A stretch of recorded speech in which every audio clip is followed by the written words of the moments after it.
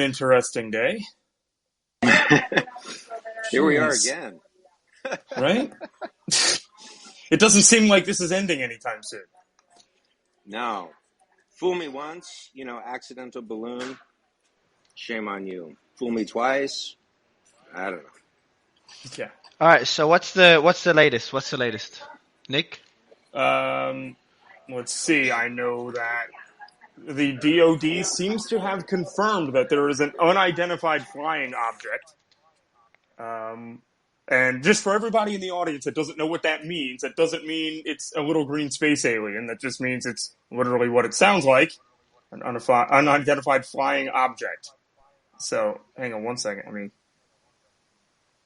We've got Breaking 4 News on here. Breaking 4 News, can you hear me? Yes, I can hear you. Breaking 4 News, can you? Hey, man, how are you? Hi, how are you?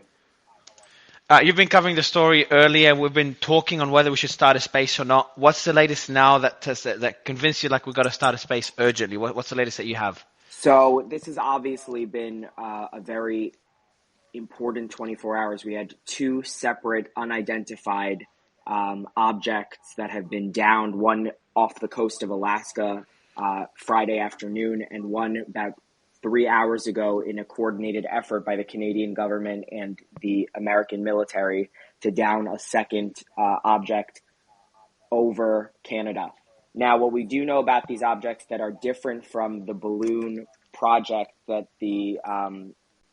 that's been launched by China, this investigative initiative that they've taken on, is that these objects are, quote, small cylindrical objects. They are at a much lower altitude than the balloons. The balloons travel at about 60 to 65,000 feet. These objects are at 40,000 feet, and that they were down because they presented, quote, a threat to civilian aircraft. Now, additionally, what's going on at this moment is a very complex and fast-moving situation, right? About 2 hours ago, we had the FAA. First, we heard unconfirmed reports that fighter jets, F-15s, had been scrambled from Washington State and from Oregon. We've since confirmed that information, and shortly thereafter, the FAA issued a NOTAM for this restricted airspace over, I hope I'm pronouncing it correctly, Havre, Montana. Now, it's a 50 by 50 nautical mile space, and it has been lifted as of 5 minutes ago. Immediately after, we heard from a representative. His name is Matt Rosendale, and I'm going to read to you his statement. He wrote, "I am in direct contact with NORCOM and am monitoring the latest issue over Havre and the northern border." Havre is very close to Canada, by the way. "The airspace is closed due to an object that could interfere with commercial air traffic." Now, this is the interesting part. He says the DoD will resume efforts to observe on and ground the object in the morning. So at this point, they've lifted this urgent NOTAM issue, and they are going to revisit the situation tomorrow morning. So we don't really know what that means, what's going on, why it's not urgent enough to interfere with it right now. But he says it is posing a threat to commercial air traffic. So we don't understand why right now they're pausing this operation. Yeah, we do know that they are still diverting aircraft that were on approach to Billings International Airport there in Montana. That is still ongoing. We're not exactly sure why, but the fact that the DoD has confirmed the presence of an unidentified flying object should be pretty significant, should it not, Intel? Intel, you got to unmute. The story's just being, obviously everyone here raw and breaking. Probably might get the gun on some of it before I do, but yeah, this whole thing's just been weird. The original NOTAM didn't really have the full coordinates, and then they updated the NOTAM with specific coordinates for 100 nautical miles of the center of what that coordinate grid was, and then they just literally pulled it like 5 minutes ago. But they're saying that they're going to resume operations in the morning. That's just weird.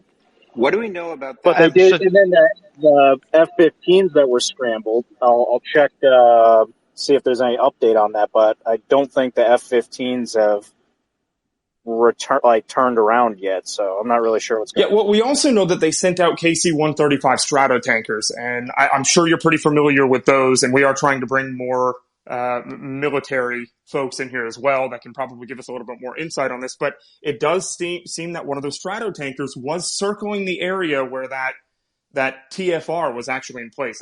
That national defense airspace was declared by the FAA.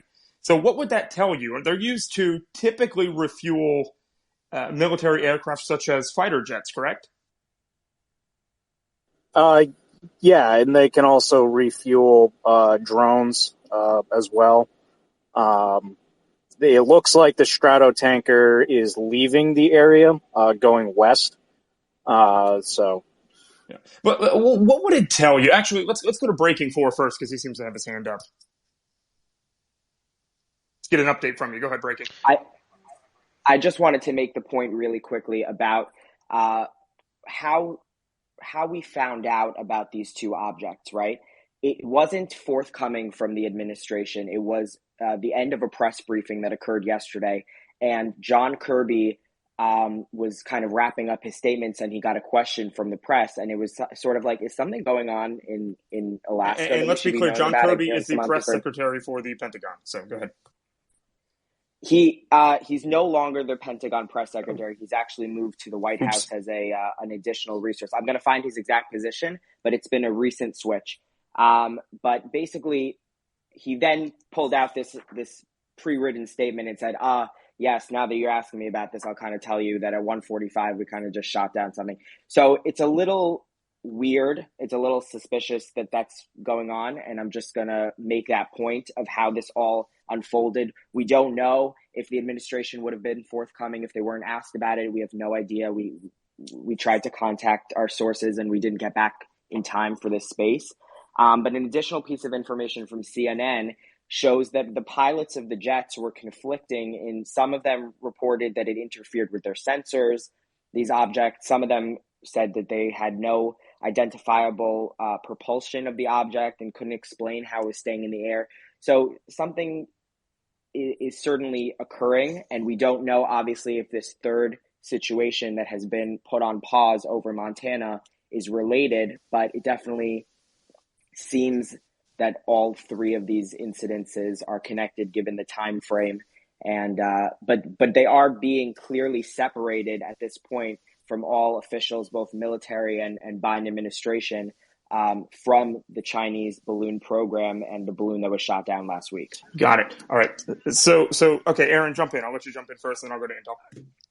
The 50 by 50 mile airspace, what do we know about what's below that? What do we know, where is that in relation to the nuclear silos around Billings, or where is that in relation to the location of the Chinese balloon?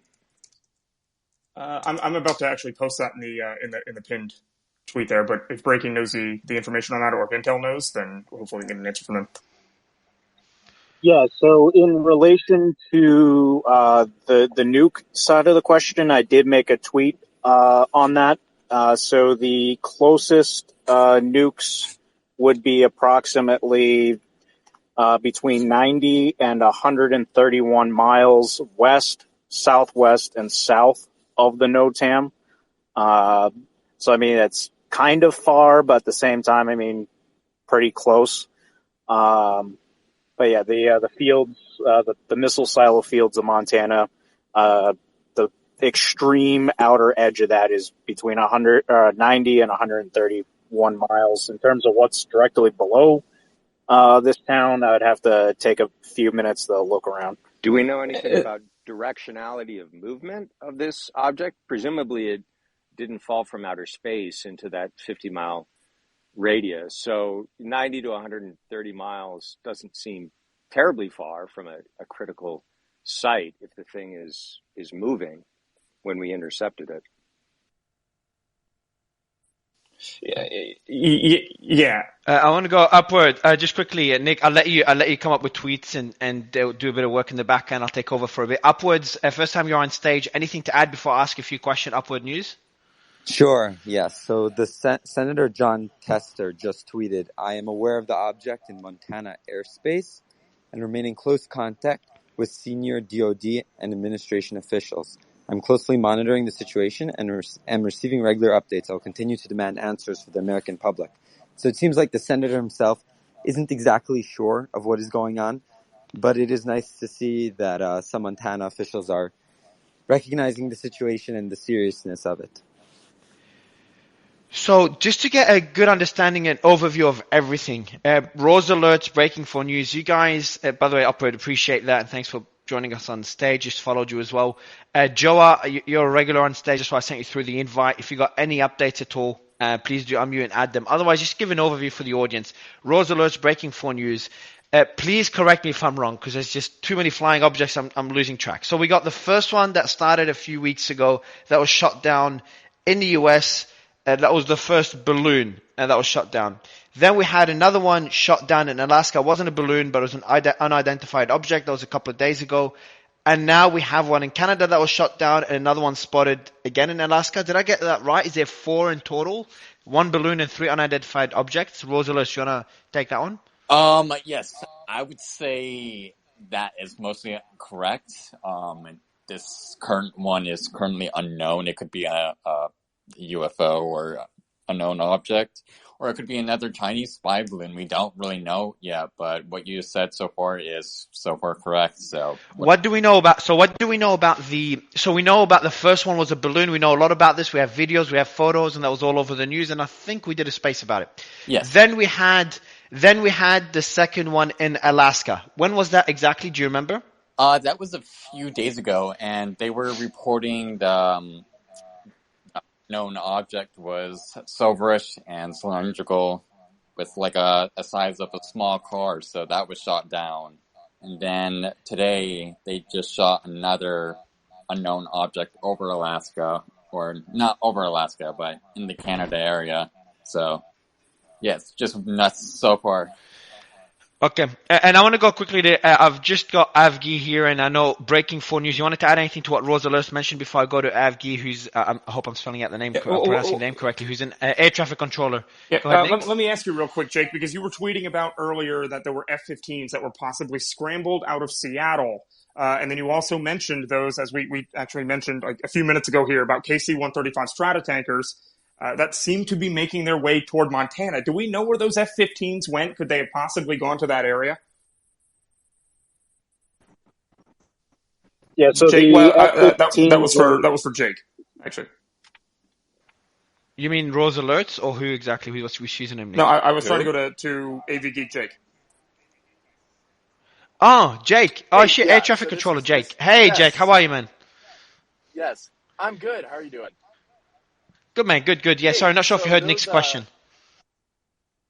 Yeah, no, I did. So the question was the F-15s, where were they scrambled out of? So those were out of Portland Air National Guard Base, part of the Oregon Air National Guard, co-located at Portland International Airport. So those came out of there, and they were on a scrambled northbound heading, which typically indicates that, I don't know if you remember a few years ago when the plane out of Seattle was hijacked. They came out of there. I'm not sure if I'm actually going through right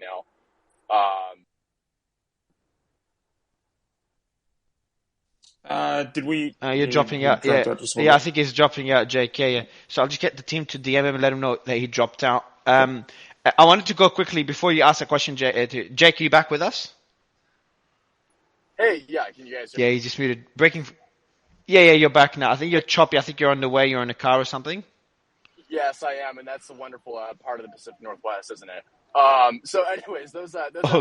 came out of Portland, and they were in a northbound track scramble, which is basically, I don't know if you guys remember that plane that was hijacked out of Seattle a few years ago. That was the same heading, so we were led to believe that there was something over Seattle, especially since reports on the ground indicated they scrambled with AIM-9 and AIM-120 missiles.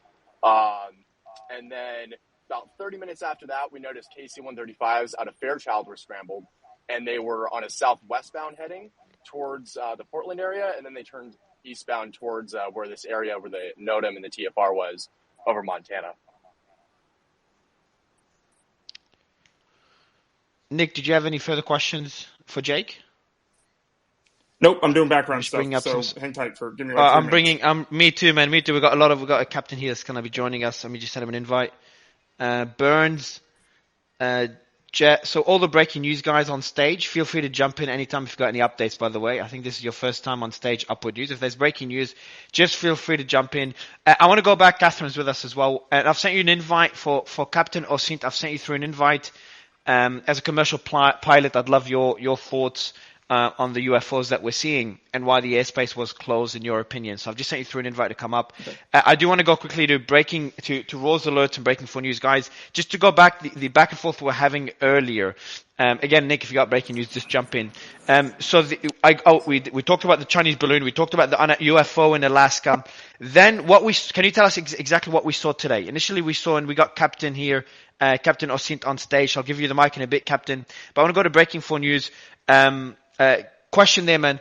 What we saw now is a UFO was shot down in Canada, and that was by a US jet, and that went over Alaska.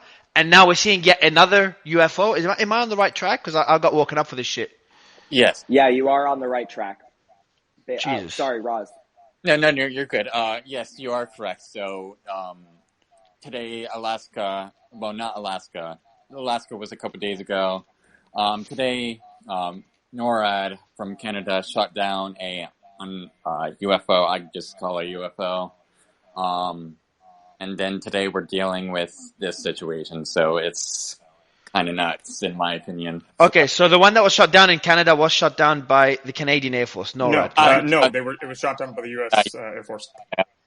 Yeah, by the U.S. Air Force, F-22, I think. Yes. Okay, Is there a reason why the U.S. shot it? Sorry, Catherine? I can answer that question. I'm just wondering. The U.S. Air Force, the F-22... It was NORAD, so it was a U.S.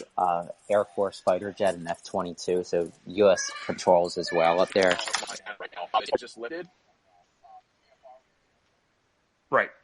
But let me finish that point real quick here. The U.S. Air Force shot down the unidentified flying object because the U.S., and correct me if I'm wrong here, but the U.S. government are the only ones that have F-22s, which, are extremely capable fighter jets. They've been used to shoot down every other object in the past week here. And so that would be a good reason that the U.S. would have been the ones to shoot down the flying object with permission from the Canadian government. So, yeah, you're right. It has to do with the altitude. Only government with F-22s active, but the F-22s necessarily didn't need to be scrambled necessarily because they're in Canadian airspace. The reason the U.S. shot it down was because they were the closest ones to it. Canada's closest scramble unit is just north of Vancouver, and this is shot down over the Yukon. And those would have been out of Anchorage, Alaska for the F-22s. Guys, just quickly, it's also noteworthy to... Yeah, jump in. Before you jump in, man, before I go to Captain, anyone that's requesting to speak, please do DM us on why you want to request. There's too many requests coming in. Obviously, we're up to almost 10,000 listeners, so it's hard. It starts to glitch out. Who was just speaking? Was that you, breaking for news? Yeah, I was just going to say it's notable to point out that I think the U.S.-Canada effort and coordination was initiated because this third object that was shot down just a few hours ago over Canadian airspace originally was over Alaska and monitored by the U.S. So it was in coordination along with what people are discussing, which is our military capabilities are significantly more advanced than that of Canada. So we do often train together and do operations together. I also want to point out before we go to the next speaker that Fox News is reporting that this is the first time in U.S. history, this meaning the three incidences of objects and balloons being shot down in U.S. territory, that the aircraft have been used to shoot down objects over North America since Pearl Harbor. So for those who are saying we don't know what this is, this kind of situation, it has been an incredibly significant week militarily of the types of stuff that we're seeing. It's a significant escalation, whatever is causing this. Obviously, we have to at this point still separate the Chinese spy balloon program and the balloon that we took down last week with these three incidences that have occurred, the two shoot downs over Alaska and Canada, as well as this potential third object being monitored over Montana. So we do have a few people from the military coming in. Piotr, I just sent you a DM if you can quickly check it. Austin's on stage. Nick, did you have anything to add and any questions for Captain Osinto I brought up? Yeah, sure. Captain, I'll ask you a question here real quick. Why would the U.S.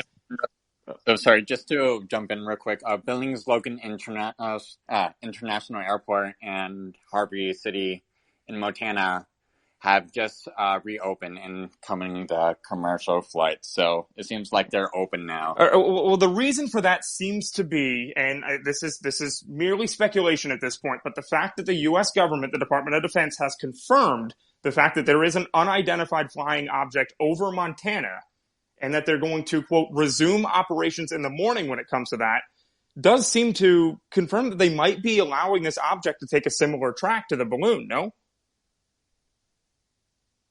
That's a good question. I don't know. That's a really good question. Well, we'll bring in just Captain quickly. Well, go ahead, Mario. Yeah. Before Captain, before you go, Captain, to answer this question, breaking for news. If you don't, I forgot your docs. So Mateus, if you can send me through the Fox article or the Fox report that you just mentioned earlier, please, that would be great. If you can just DM it to me on WhatsApp, that would be great. Captain, go ahead. We do have Piotr and Austin on stage as well. Let me just say real quick, we're going to have a lot of questions here throughout the night, but I want the audience to ask a lot of questions as well. Go hit that purple button there in the bottom right-hand corner, and we'll try to get around a little bit, try to get to as many questions as we can from the audience for our expert panel here. So go ahead, Captain. All right, good evening. Yeah, I'm active current. I'm actually out on the road working right now. Pilot. I won't really talk about who or what I fly, but I do active in the airspace up to flight level 450. Also in the Air Force as a part-timer doing some things. First question, just a housekeeping question. Somebody talked about the F-22 in the United States. It is actually the United States banned the sell and export of the F-22. We are the only country operating F-22s, period, dot, and that will remain that way forever. Unlike the F-35, which is a joint fighter that was sold to some other countries as well. But the F-22 is and will remain a U.S. asset only. Another question that I heard, and it was, why did they choose the F-22 to shoot down this unidentified object? Well, I think it goes with the fact that we've already done it 2 times successful before. They've debriefed these things and they develop tactics in writing. Obviously, those documents will remain classified for a long time. So I think that's why also the F-22 was chosen as the asset to engage whatever this was. I'm not going to speculate of a UFO or a balloon or whatever, but it was something that they didn't want flying. And so they decided to implement weapons. So that should kind of raise eyebrows in and of itself. So again, I think the reason the F-22 was chosen to shoot down this object in the Yukon was because, hey, we've already done it and we've proven that it can be done. You run a risk of using a new asset that wasn't proven, right? Our first time that we engaged that object was over the Atlantic Ocean, whether it be 6 miles offshore, and it worked. We know that the AIM-9X was able to pick up and track these objects. If it was a balloon, whatever it was, it worked. So they were like, hey, we know that this works. Let's do it again because we got to get rid of whatever this was. So, tracking. Go ahead. No, go ahead. You finish your point. Tracking the object over Montana. That really, from my line of work, that's really interesting to me because there's no aviation information posted in a NOTAM or anything for any other aircraft to transit that area. That is a highly saturated route going from East Coast to West Coast and vice versa, especially going into Seattle, New York and stuff like that. So I'm really surprised that they reopened it. Another thing is I'd be curious to know, how was this object identified? Was it identified by a passing airliner or corporate aircraft? Did somebody lay eyes on it? Because when they scrambled, I do believe there was still some daylight left and they could have put eyes on it. And then also when they dropped this NOTAM, they scrambled the fighters out to the F-15s, which is, again, is a capable platform. It can go up to the higher altitudes. It can't exactly go to the F-22's altitudes, but it's pretty darn close. And if this, especially with this NOTAM being 34,000 feet, that leads me to believe that whatever this was totally within the range of the F-15 and capability. So they've reopened that. They dropped this NOTAM, and then they're allowing the aircraft to go in and out of that area. It makes me wonder, okay, did it just up and I'm going to sound crazy here, but did it up and disappear? Did they go out there and find nothing? And something else, guys, we got to keep in mind, we're all human beings. Was this a false ID? Was this somebody saying that they think they see something and called in, and then it got passed up the chain of command to NORAD? Did NORAD make a primary radar target on this object? These are all great questions that we got to get answered. Captain, would they call this an unidentified flying object if they didn't know that an object was there at this point? Because they did say they were going to resume the operation in the morning. Right, but to answer your question, why was the NOTAM taken down? I don't know why the NOTAM was taken down. I don't know why we let the balloon go across the United States in the first place. So, and that's a great point. And the thing I'll say about that was that object that they shot down over South Carolina. I mean, that was huge, man. It was the size of a ERJ-170 airliner. I mean, we're talking 3 city school buses. We can't just. I agree, and I know that people will say, "Oh, it could have been shot down over Montana's sparsely populated area." But what if they did shoot it down over Montana and it did hit someone? And then we got all kinds of catastrophe. Also, I think that the reason they shot it down over the water was there was more chance to recover something over the water, right. As opposed to it careening into the granite ground at terminal velocity. Right. All right. So Austin, I know you are very into OSINT. You're very experienced with this. So I do want to ask you as well. What do you think we're looking at here? Do you think that the Department of Defense actually doesn't know what they're looking at? They don't know what they're shooting down? So in a lot of cases like this, you're primarily picking this up on radar first, and then you're looking for some sort of visual confirmation to get exactly what you're looking at. I actually wanted to comment on the previous sort of thread talking about our coordination with the Canadians, with NORAD. So, NORAD's been in existence since the Cold War, and we routinely conduct, joint missions for air defense purposes. In regards to, I completely agree with Captain on the choice of the F-22 for this mission, and just because, with similar missions being done successfully, it makes sense. But I think also a larger point here is just really simple logistics. If you look at the disposition of CFB Canadian Force bases and where their interceptor aircraft are based out of, this interception was conducted in the Yukon, and the closest Canadian Forces base to that would be in Cold Lake, down in I believe it's Alberta or Manitoba. Whereas the U.S. Air Force operates multiple bases out of Alaska that are just closer, they're easier to get to. It makes sense that, this was a joint op, and it also just makes sense for expediency that the U.S. Air Force was the one to do it over the Canadians. Okay, and so, Catherine, I know that you... Just Nick, just to give you a quick update before we go to Catherine, also got Piotr here and Adam as well. I brought up Adam for you. We do have, just for anyone listening, Jake, who is the air traffic controller. He'll be coming back up because he's driving at the moment. In a few minutes, we'll be bringing him back up.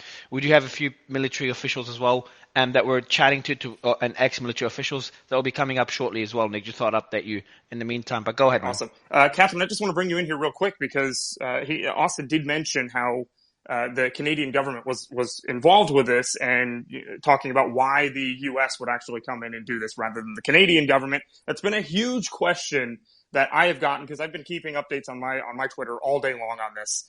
That's probably one of the most popular questions. Why would or did the Canadian government, did Justin Trudeau ask for this to be done in Canadian airspace? Yes, he did. For Catherine. He did, though, Nick. It's a pointless question. Yes, he did. Okay, well, I'm sure she's got more to say, Piotr. So let's let Catherine go. Go ahead, Piotr. Or go ahead, Catherine. Okay, well, sure. Sure. Piotr, I guess, is correct. He did.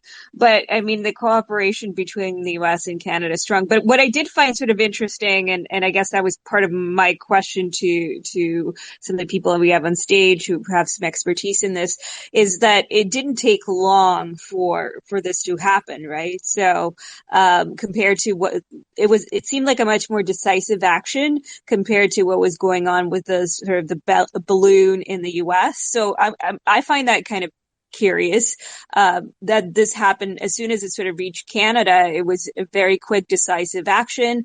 And also, the balloon is being labeled as a balloon, whereas this is being labeled a UFO. So is it because they don't know what it is, or they don't want to announce what it is? So I find that those are kind of interesting questions. Is it because the U.S. sort of already learned what actions they want to take, in the first get-go, and they've already decided with the Canadian counterparts what they would do in that situation? What are your thoughts, Captain Osint, I guess? Or Nick, if you think there's a more appropriate person on the stage to ask him. Let's let Piotr jump in first. Piotr? Well, look, I mean, the Canadians have a joint agreement with the US Air Force to defend their airspace, so it's not surprising at all that the Canadian government have asked the Americans to come in on this matter. Moreover, this has happened already 3 times in the past week, so it's more than likely Biden's Defense Department and the Canadians have already been in touch about these things. So the fanfare around the questions as to why the Americans got involved is unnecessary. It's creating unnecessary fandom when there isn't really anything to be that surprised about. I am more concerned by the lack of public communication about what this thing is. I thought the other event yesterday, whenever it was, Friday afternoon, morning, was a balloon. But then after reading some of the reports about its size, description, and the fact that at the altitude by which it was shot down at 40,000 feet, this is beyond the size of conventional weather balloons, at least as we know them, to be able to float up, at least at the size of a car. So this is quite clearly another, I don't know, object, thing, entity, what it is. Now, just for FYI, for the audience, I still think that this is most likely related to the Chinese. I don't see why the Russians would be doing this. The Iranians don't have capabilities. Why would the Japanese or the South Koreans be doing this? So it really only speaks, and the North Koreans, I'm not aware of anything. They have the capacity for this. So for me, it's really only a Chinese thing of origin. The Americans would not be doing this in some kind of weird... Piotr, quick question, Piotr, hold on, Nick. Piotr, before I go to All Source, has been with us, and Adam as well. I've got a question for you, because you've been covering the China-US tensions for a while. You're an expert in the field. How major is this? And Fox, I did want to tweet something. By the way, anyone listening, All Source, Breaking 4 News sent me through an image of apparent image of the UFO. I've just tweeted it on my profile if you want to see it. It's nothing too exciting. Sorry? I think you posted a picture of the UFO that they've... Well, let's not call it a UFO. Let's call it an unidentified aerial object or whatever. Yeah, but it's nothing special. Just for a heads up. It's a pretty shitty photo. Looks like a balloon. Actually, I'll delete it and wait for a better photo. That photo just went out about 10 minutes ago, purportedly being someone's brother capturing the photo. Additional resources like CNN and Reuters are reaching out to confirm the photo's location and authenticity. And once that's done, we'll give some more information about what it is. But it shows 2 white lights in the sky. It's not very clear at all what's going on at this point. Planets or stars a little bit, but I could be wrong. I say that again, man. It looks like planets or stars a little bit, like but Mars I could be or wrong. something. It could, yeah. So we're gonna work on confirming that here, but. Yeah, I do want to go quickly, if you don't mind, Nick. All Source, you've been with us as well since the early days. So after Piotr answers the question, I do want to go to you as well. So Piotr, Mario, do you mind if I finish my point? And I thought you had a question.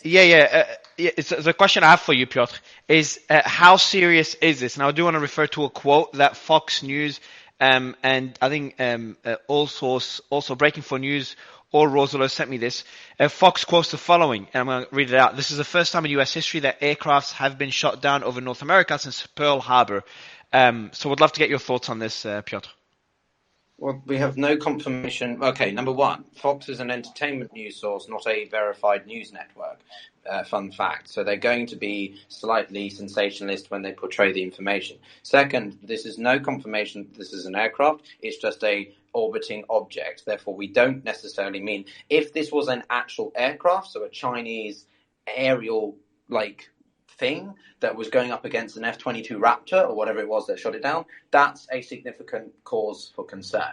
I don't have significant cause for concern because the Americans have decided that we're going to let this thing bob around over US airspace overnight. So what I encourage everybody to do is follow this but keep it in a sense of perspective. What happened last week was that half the fandom that came around this thing was the media itself building up this hysteria and stuff, because we are very well aware of the concerns between China and Russia, China and America. Tensions are high, but this does not mean suddenly that the Chinese are going to be launching aerial invasions into American airspace with paratroopers coming down over Montana. Well, okay. The Well, flight path this is is all very similar to the one speculation from here. This is all before, speculation. and so I think we need to just keep a sense of respect. I'm going to go ahead and go to All Source here, because All Source, I do want to ask you, why are the Chinese, or why is the U.S. government not placing blame on the Chinese at this point? We haven't gotten that for since the first balloon that flew over, right?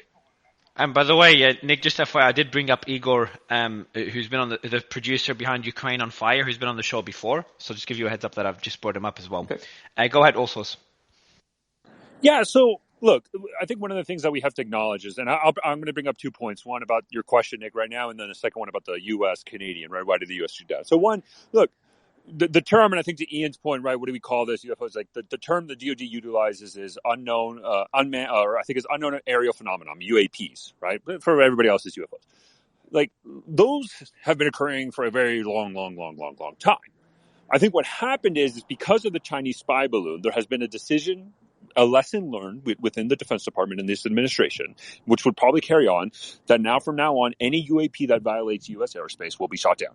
Period. Done. Because of the public pushback of what happened with the Chinese spy balloon. That now I think this is a new standard that they're going to apply and saying we are going to defend our airspace and our territorial integrity. But UAPs are not new, and sightings of UAPs within even the Defense Department are nothing new. It's the response, and more importantly, I think the public statement that we have from U.S. and Canadian officials publicly stating this. Because again, the one in Alaska and Canada, we wouldn't have known about unless it was because of U.S. government and Canadian government. And also, I'll read this out to support what you said. Montana, someone just sent me this from the team. Montana is home to some of the most significant, well-documented, and interesting UFO reports in the history of ufology. Yeah, so I think that's something new. Like, I think in the past, anything that was a UFO, UAP, we were just kind of hush, don't talk about it. And now the administration said, yep, we're going to be publicly saying. And I think why they're not placing blame is because they just don't know. And I think they don't want to cause a diplomatic incident without having further information of what's going on.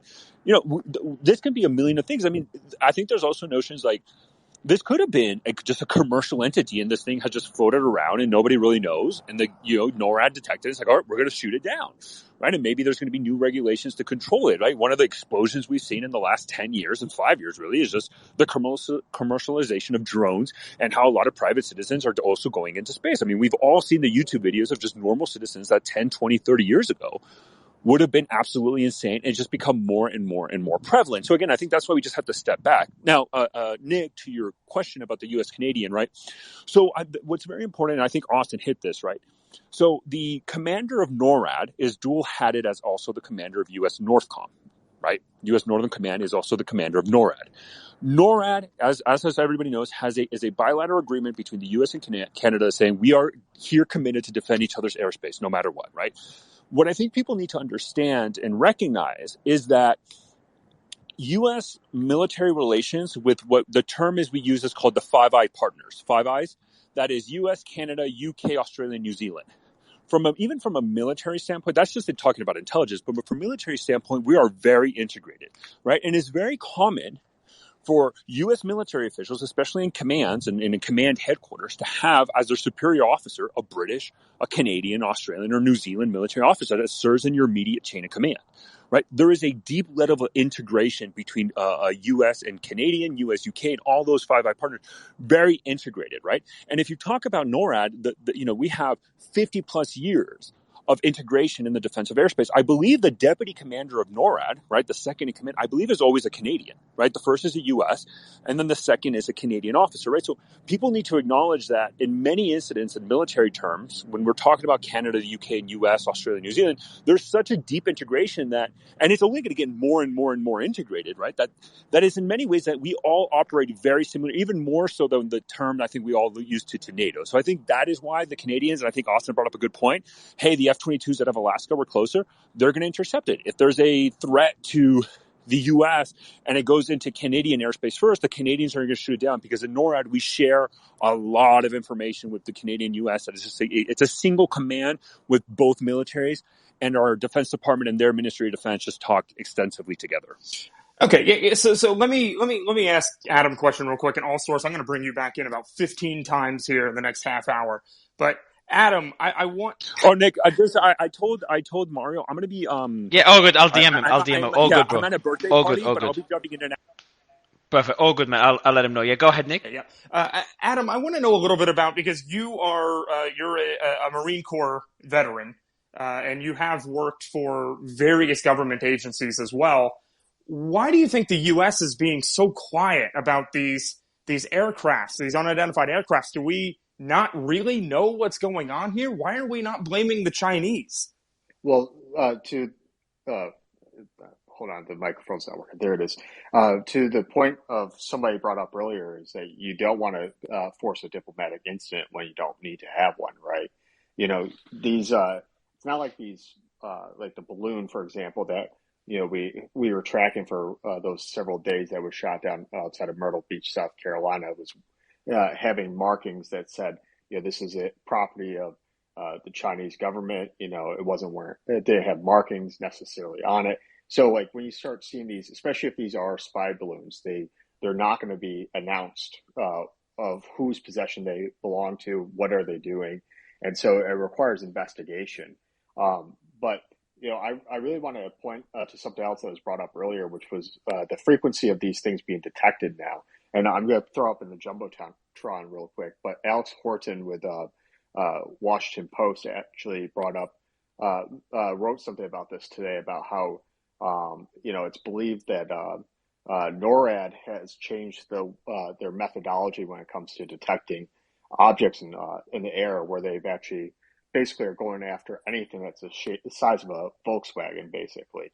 And so that's really kind of a change in things. So, when you're looking at observing the airspace or observing anything using electronic means, right, you have various criteria that help filter the noise. And so, one of the things that was heavily discussed with the first balloon that we saw was the fact that it wasn't really detected, or supposedly wasn't detected, until it reached continental U.S. airspace. Well, that might have been a function of the people actually observing, assigned to observe this, actually actively filtering out objects at that elevation of that size, etc. So, I think that there's a huge defense posture change to another person's point earlier.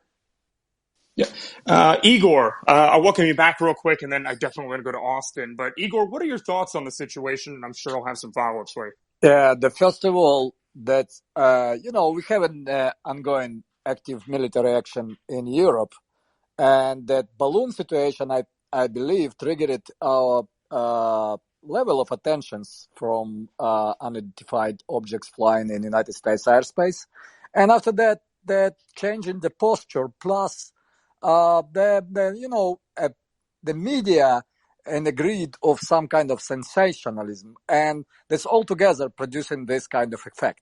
This is my vision on this. Nothing more, nothing else. I just want to point one thing. During Caribbean missile crisis, that was spotting a lot of UFO flying over our fields with ICBM. So we cannot rule this out.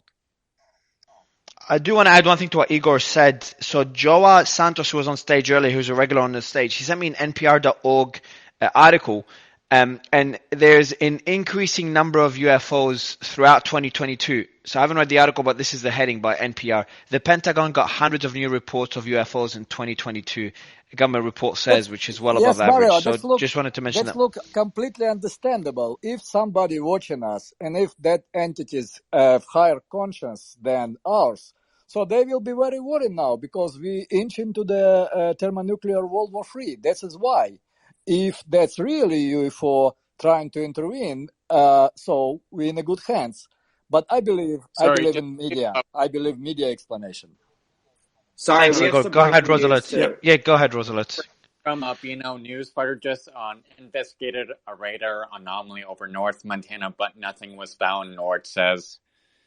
Well, so that's an interesting development based on the fact that... Hold on. Breaking for news. You want to add on that development? Because I know you were trying to speak as well. No, that's basically what we're learning at this point was that given the heightened sensitivity surrounding these two objects being shot down, this appears to have been a false alarm, that NORAD detected a radar anomaly, sent fighter aircraft to investigate, did not identify any object, and will continue to monitor the situation, which does line up with what the earlier congressmen and senators were saying, that the investigation will continue tomorrow morning during daylight, but clearly doesn't pose a significant enough threat to act right now, and that nothing specific was found, right? So it's a big announcement and just shows how highly sensitive we are at this point, given the situation that occurred last week with the balloon program, as well as the two incidences off our western coast. Okay, well, let me go to All Source on this real quick then, because it does seem like the the Department of Defense was referring to this as an unidentified flying object. What is their definition of UFO? Does it mean that, they think they saw something on the radar, there might be something there? Or are we looking at, because it almost seems like at this point there were two conflicting statements, no? All Source, you there? I think you told me to DM him when you need to speak. Gotcha. Let me DM him now. All right, well, I'll give it to either Justin. Captain or... Go to Justin and Captain, bro. Yeah, Justin and Captain, jump in, guys. Austin or Captain, I guess. Well, this goes back to what I was saying is when they pulled the NOTAM down and they essentially let that airspace go. I thought that was a little odd. I'm actually watching Flight Radar 24, and there's actually a WestJet 722. It's a 737 at 35,000 feet. I mean, it's going straight through the area in which they had blocked off or restricted. So I think what we're seeing now is that hypersensitive nature of the DoD, and just want to make sure that they want to basically they don't want to let it happen again. And so I wouldn't say we're knee jerking, but I would say that they're definitely on a hypersensitive alert.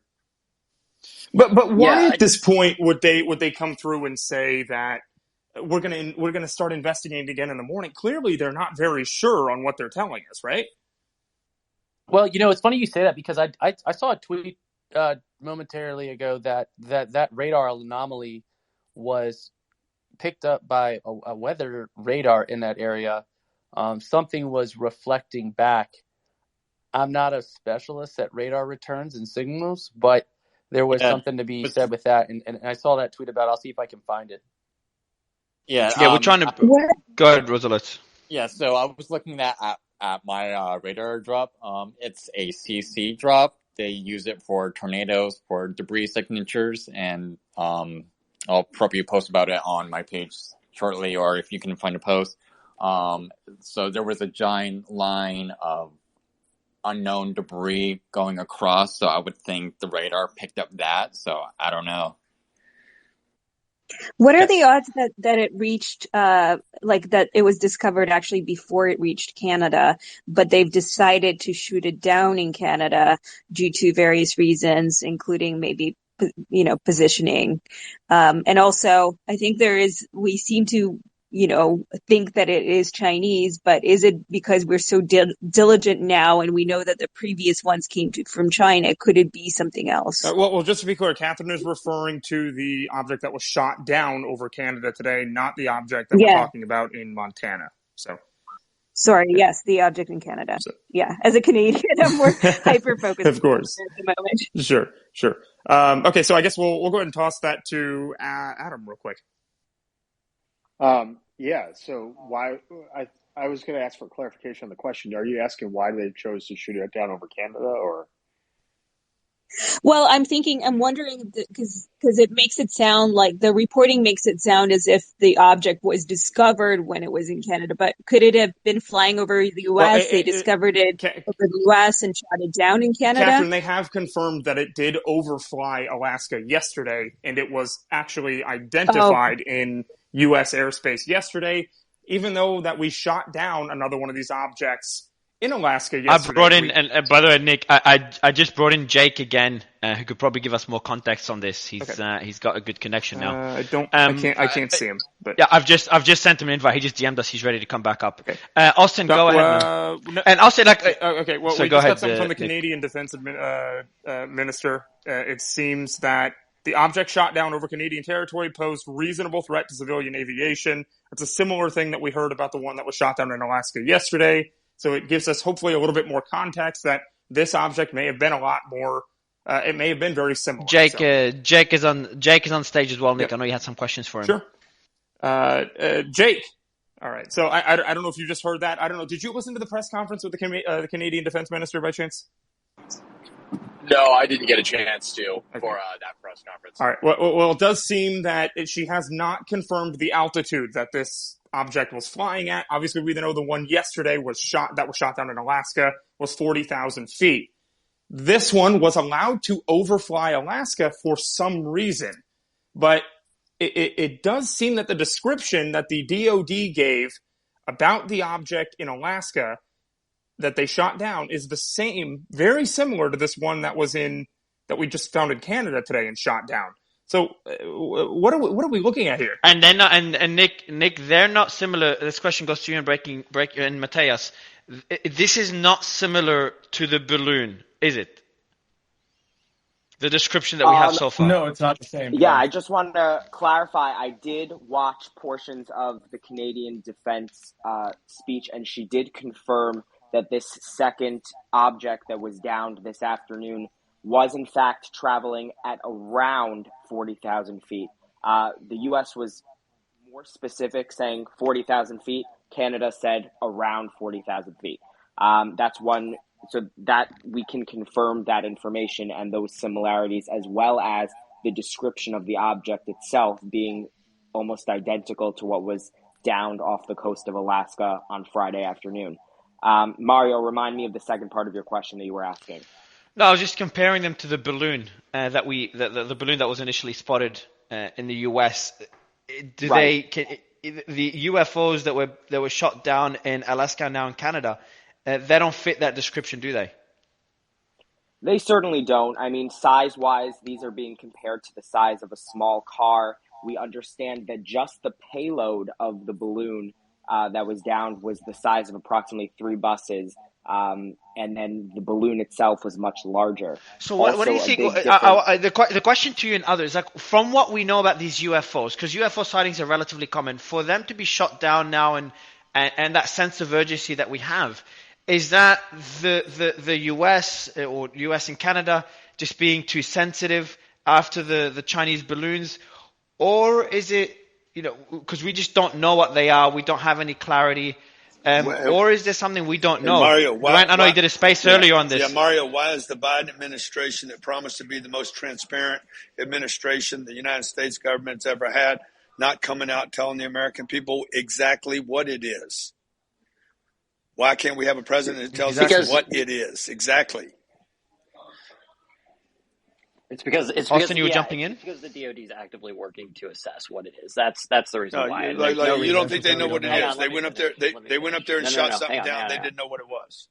Yeah. So the reason nobody does that. That's reckless. Actually, no. I actually want to pose a question to Captain and Jake here, and I think at least from where I'm looking at it, the reason that we saw quicker shoot downs of these other two objects, based upon these most recent statements, actually has a lot to do with altitude, as well as sort of precedent being set last week, right? So the large scale Chinese balloon we saw overfly the country was at around the altitudes that were being reported of 60,000 to 65,000 feet. That's far above what you would typically see a commercial airliner cruise at.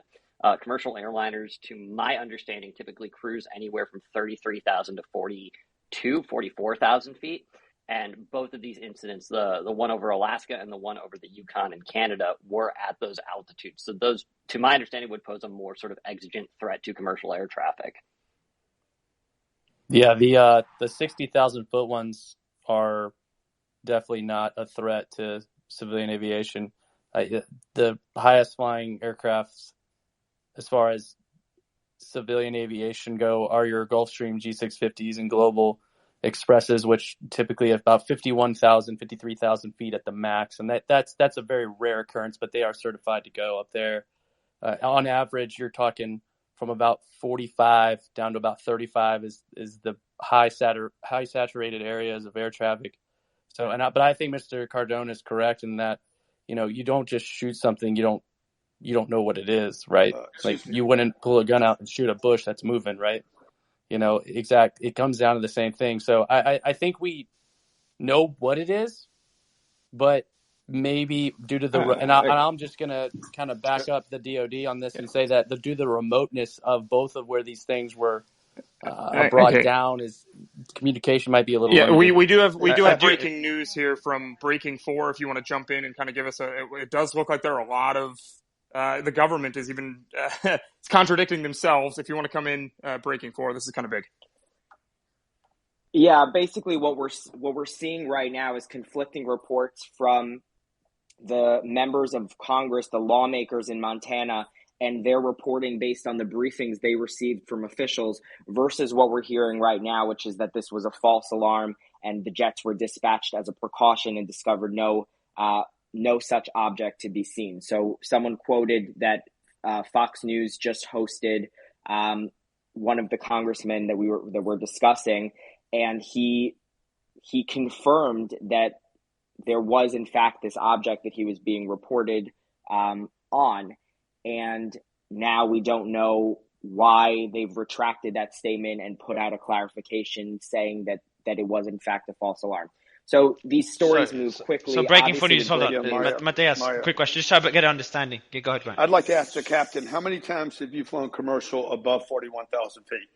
Well, before we do that, I want to clarify this thing real quick. I'm going to read the exact comment here that a congressman just confirmed on Fox News that he was briefed that an object was confirmed to be over Montana and that the reason for reopening the airspace is because they cannot effectively take it down in the dark. And these reports are conflicting, or some are speculating that it could be a little bit of a cover-up, but we're going to work in the background. Hold on, so essentially a congressman just confirmed on Fox that there was a UFO sighting in Montana. Yeah. But the reason that they open up the airspace is they just can't shoot it down. In the dark. Yeah, in the dark. Yeah, they can probably take it in the morning. I'd like to go to Alex here. He says that he's got some information on this. Can we go to him?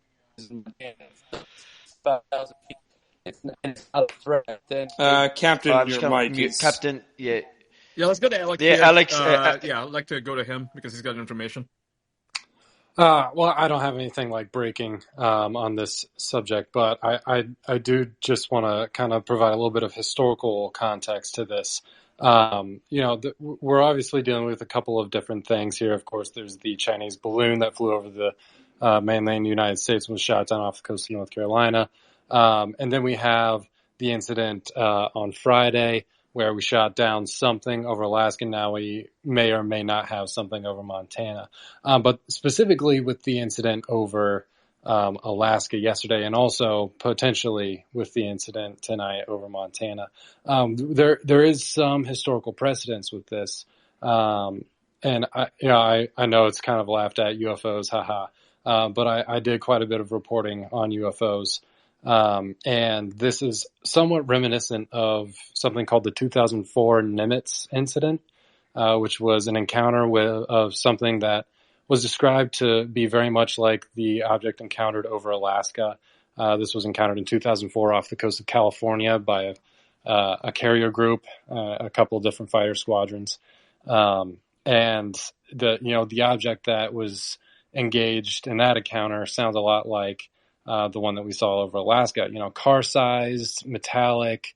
We don't know what's holding it up in the air. We don't know what means of propulsion it has. And so when people talk about UFOs, comparisons to the Nimitz incident, which is so famous in those communities, gets people really excited. And so I worry that maybe some of that excitement about that is starting to bleed over into these other instances where, a lot of this seems to be happening very quickly, very rapidly in conjunction with the Chinese balloon incident last week. So I don't want to be jumping to conclusions here, saying that there is, UFOs, there's more balloons, say what one thing is definitively or not. I just worry that people are going to hear UFO and be like, oh my God, we got an alien invasion coming here, when that's just certainly not the case. I do want to go, Grant. I know you were trying to speak earlier, then I'll go to All Source afterwards. Yeah. Go ahead, Grant. So I've owned some aircraft, and we have one that flies at 51 to 52,000. Most commercials flying at 41, and most of the time it never hits there. I was asking the captain, how many times have you been above 41,000 feet on any of the Boeings or Airbuses? Captain, is your connection better now? Yeah, it is. I got my earpods in, so my microphone should be better. Yeah, it's much better now. Yeah. Yeah, I can't hear him. I think he's dropping out. Yeah. I'll go to Also Swallow. Oh, sorry, I just muted everyone. Go ahead, Grant. Yeah, and then for the room, I mean, if you guys are talking about alien UFOs or military UFOs, my point about the 41,000 is most of this military equipment is flying at 40,000, 38,000, 39,000 feet. Like, this would be. There's no way in the world that the U.S. military is going to start shooting shit out of the sky that it doesn't know what it is. It's not even real. They're going to know before they attack something. And can I get more clarity from anybody? Maybe also, so I don't know if you can answer that one, but not being able to shoot out the unidentified object in the dark, how common is this? Maybe, Alec, we can go back to you, as you've got a lot of experience with UFOs. Can you give any context on what that could mean? And if anyone else can, from the audience or from the panel, please, audience, do DM me or put in the comments if you do have any experience and you can give more clarity on this. What does it mean exactly that you can't shoot it down in the dark? So I think that the issue was that they couldn't provide a positive ID, the issue over Montana. And that's why they decided to do this weight approach. And specifically, maybe there was concern more because the Montana is there's more civilian population, and the concerns of that they can't do proper analysis of where the debris field would be. But I mean, the U.S. Air Force can't shoot down things at night. They have FLIR capabilities. But there might have been something that when they saw a closer observe, that maybe they noticed it wasn't necessarily a huge threat, and they wanted to wait until the morning to get more identification to really figure this out. But again, I think I'm going to go back to my previous comment in the beginning, right? And I think this is when I first spoke is the Chinese spy balloon incident, I think, caused a change, right? I think there has been a deliberate attempt by the administration, because of criticism that was leveled for it for allowing the spy balloon to go through, that they changed the rules of engagement. And I think the issue is, if this is an aircraft that is something is flying over U.S. or Canadian territory, that should not be there. That it is not either civilian or allowed to fly up there through FAA or whatever the Canadian equivalent is, we're going to shoot it down. And I think that is because of the criticism of the Chinese balloon, and this is a new rule of engagement, and this might be a more recurring issue. Yeah. But guys, if they're going to wait until morning to shoot it down, that means it's another balloon, not a jet, because no aircraft has 8 or 9 hours of fuel capacity. Let me ask you, All Source, on that topic. How often would you say that the U.S. government, because their initial claim here was it was a UFO, and then they said it was a radar issue, and now you have U.S. congressmen coming out and saying that, it's not a radar issue, it's an actual UFO. How frequent would it be for them to just have some sort of anomaly where they have a false alarm on a UFO like they claimed about an hour ago? I can actually speak to that a little bit, and it's not like crazy common, but we do know with when you say UFO, of course, that's just military parlance, or for anything that's unidentified in airspace. It can be absolutely anything. It can be your neighbor's homemade hot air balloon. But the thing that our military members are sometimes seeing that are called UFOs, or sometimes UAP, that are actual craft that we can't seem to match in combat. These things, they're not easily engaged because they seem to have some kind of radar defeat. I do have to jump in on that point for radar. Yeah, go ahead, Jake. So I'm an air traffic controller, and we use radar pretty often, obviously. And as far as like getting blips on the radar that you don't know what it is, happens countless times a day. What do you mean countless? At least 50 times, or we literally lose count. Now we're dealing with blips that are a lot lower, so it could be a flock of birds or even a drone, or like one of the other members said, potentially like just your neighbor's balloon or something like that. But it's the same type of technology when you're looking at like 60,000 feet, 40,000 feet. The only difference is there's not a whole lot that's going to be up there other than something that's deliberately placed like a Chinese balloon or something like that. But yeah, as far as they don't know what it is, that would kind of make sense as far as at night not being able to get a proper ID on it and just seeing a small blip on the radar. Okay, let me say this real quick. It says that the United States says that the object shot down over northeastern Alaska yesterday is the size of a car. We knew that part. But it did not have the ability to maneuver, and we do not know what the origin of the craft was. And earlier today, CNN actually reported that pilots that were assigned to take care of the aircraft or the unknown object in the air were saying that they were so confused on the propulsion system of the aircraft. So why are we still looking at this as, we just have no idea where it came from? Or do we not have the ability to track these things, days ahead? Exactly. Of course. Alex? And I'm trying to see if my microphone's doing a little bit better now with the Wi-Fi. It is now, yeah. Yeah, go ahead, Captain. Okay.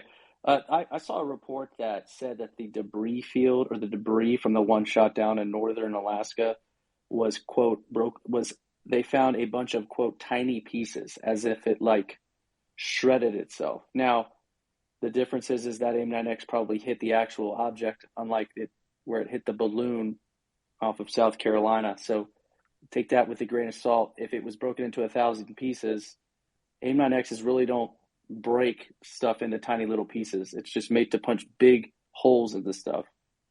So, take that for what it's worth, and, add that to your analysis of what this could be.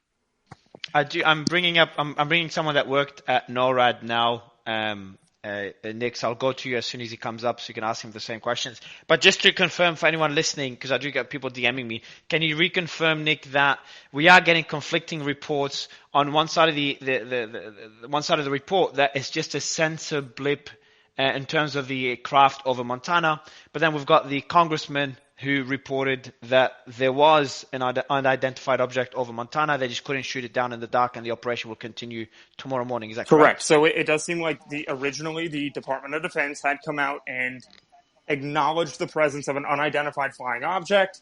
They later came back and said it was just a radar blip issue, but a congressman who, obviously congressmen do have a lot more information when it comes to intelligence and classified information. And that Montana congressman eventually came out and said, yes, there was an actual object in the sky, but they're not going to shoot it down in the dark. So that's this is going to be this is a situation that's going to have a lot of developments tonight. Mateus, anything else to add to this? Yeah, I'm just getting a link to a Wall Street Journal report. This is on the situation that unfolded over Canada this afternoon. The Wall Street Journal, quoting sources familiar with the situation, is reporting that the object that they shot down, quote, appeared to be a small metallic balloon with a tethered payload. That's being reported by the Wall Street Journal moments ago, and quoting U.S. sources familiar with the situation. I'll link this up in the nest for those who want to see, and I'll also share it with you, Nick, and with you, Mario. Do we know what the payload is? I also Have they said anything about the payload itself, or is it just a payload, quote unquote?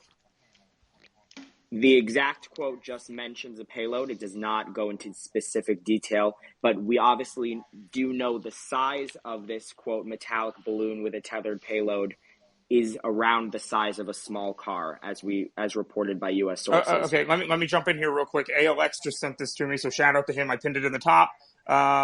Representative Rosendale, the congressman from Montana, says that the Department of Defense called him and said that they will be, quote, tracking the object detected above Montana, quote, until it gets light again, and says, quote, they cannot bring it down in the dark. So that was the exact quote from Fox News that was reported on earlier. And I just brought up Emergent Perspective. Are you there? Hey, I'm here. Can you guys hear me? Yeah, man. Can you tell us a bit about your background, and I would love your thoughts on the situation. Okay, all right. Let me start with the background. So, in another life, it's been about actually since I left defense contracts, been about 8 years. But prior to that, I was U.S. Army Air Defense Artillery. I worked on networked air defense systems. We monitored and protected the airspace 30 nautical miles around Washington D.C., which is typically referred to as the ADIZ. So it was Joint Army Air Defense Operations. We work pretty closely with the Air Force, the F-16s, F-22s, et cetera, based out of Andrews Air Force Base.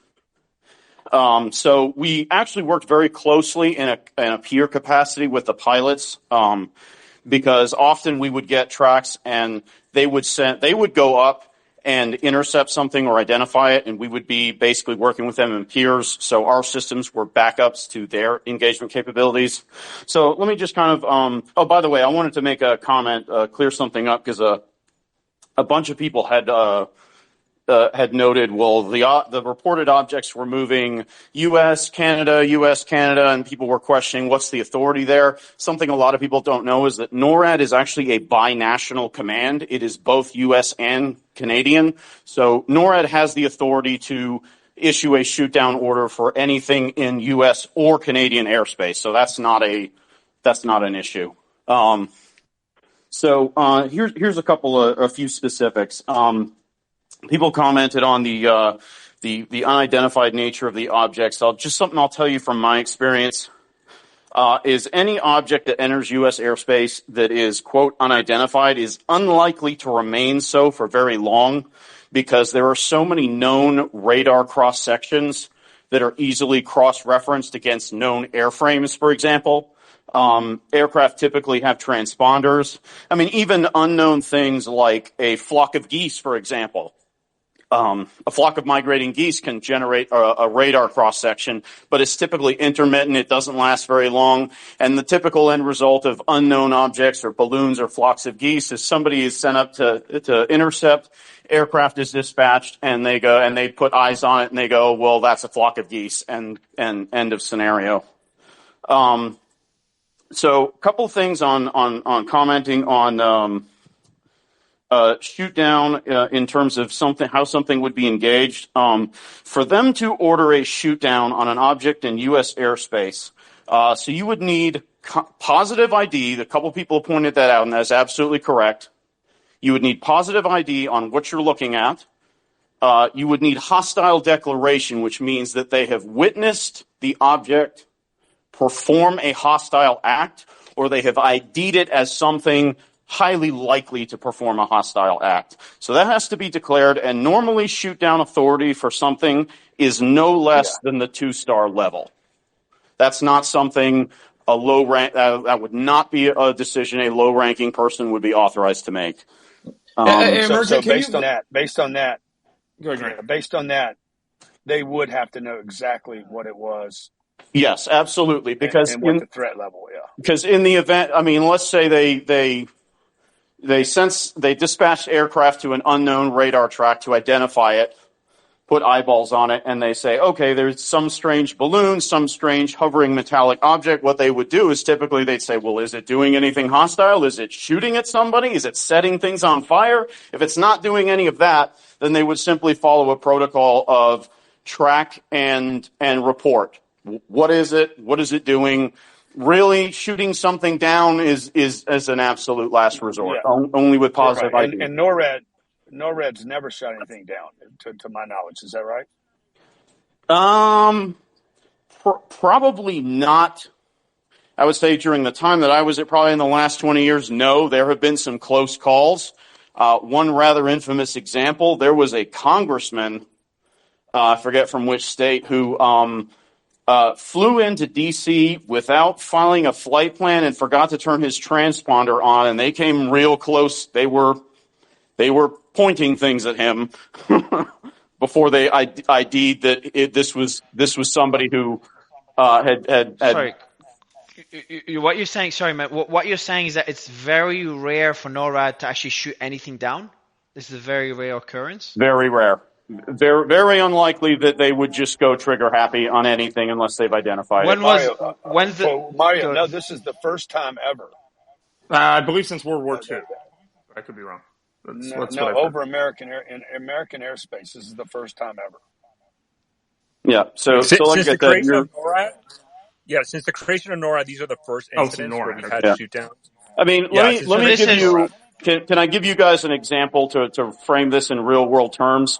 On 9/11, when they were talking about like the third and fourth, and these were scenarios we studied extensively. On 9/11, when they had, after the first two planes had hit, and they were talking about the third, fourth, and at one point maybe a fifth plane out there, they were trying to get they had aircraft trailing them. They were trying to get shoot down authority, and at the time there was not really a clear ROE for that. And they finally decided that shoot down authority had on 9/11 had to come directly from the president, and they were not able to get that in time. They then changed it to where now it's SecDef, and then there are some appointees below him who have that domestic shoot down authority.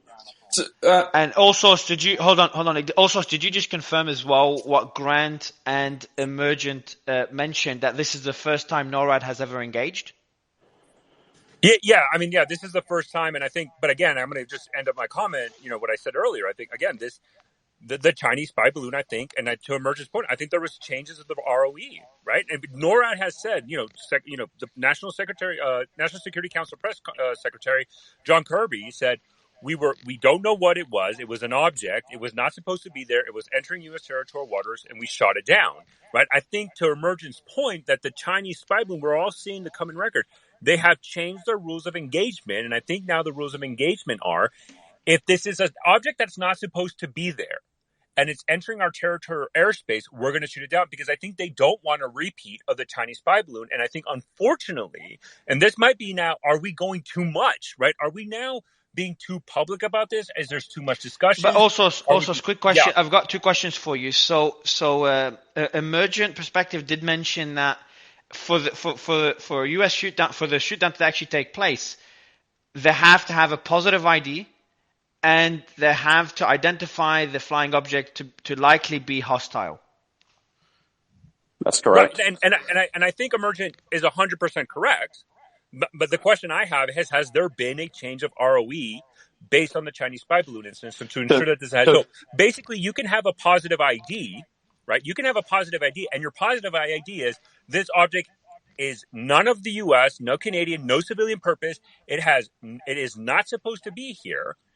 Has there been a change of ROE at directive of the President of the United States to now saying we have engagement authorities over this airspace? And by the way, the Canadian incident, right, with the shoot down in Canada, that came from the request of the Canadian Prime Minister, and they also said it was a cylindrical object or something like that. So hold on. So also, if this is a request from the Canadian Prime Minister, doesn't that contradict the first point? And I'm just trying to be objective here, but doesn't it contradict the first point that it's the Biden administration changing the rules of engagement, or the Air Force or changing the rules of engagement based on the Chinese spy balloon? Now you've got the Canadian Prime Minister himself requesting for the UFO to be shot down, and he doesn't have any point to prove.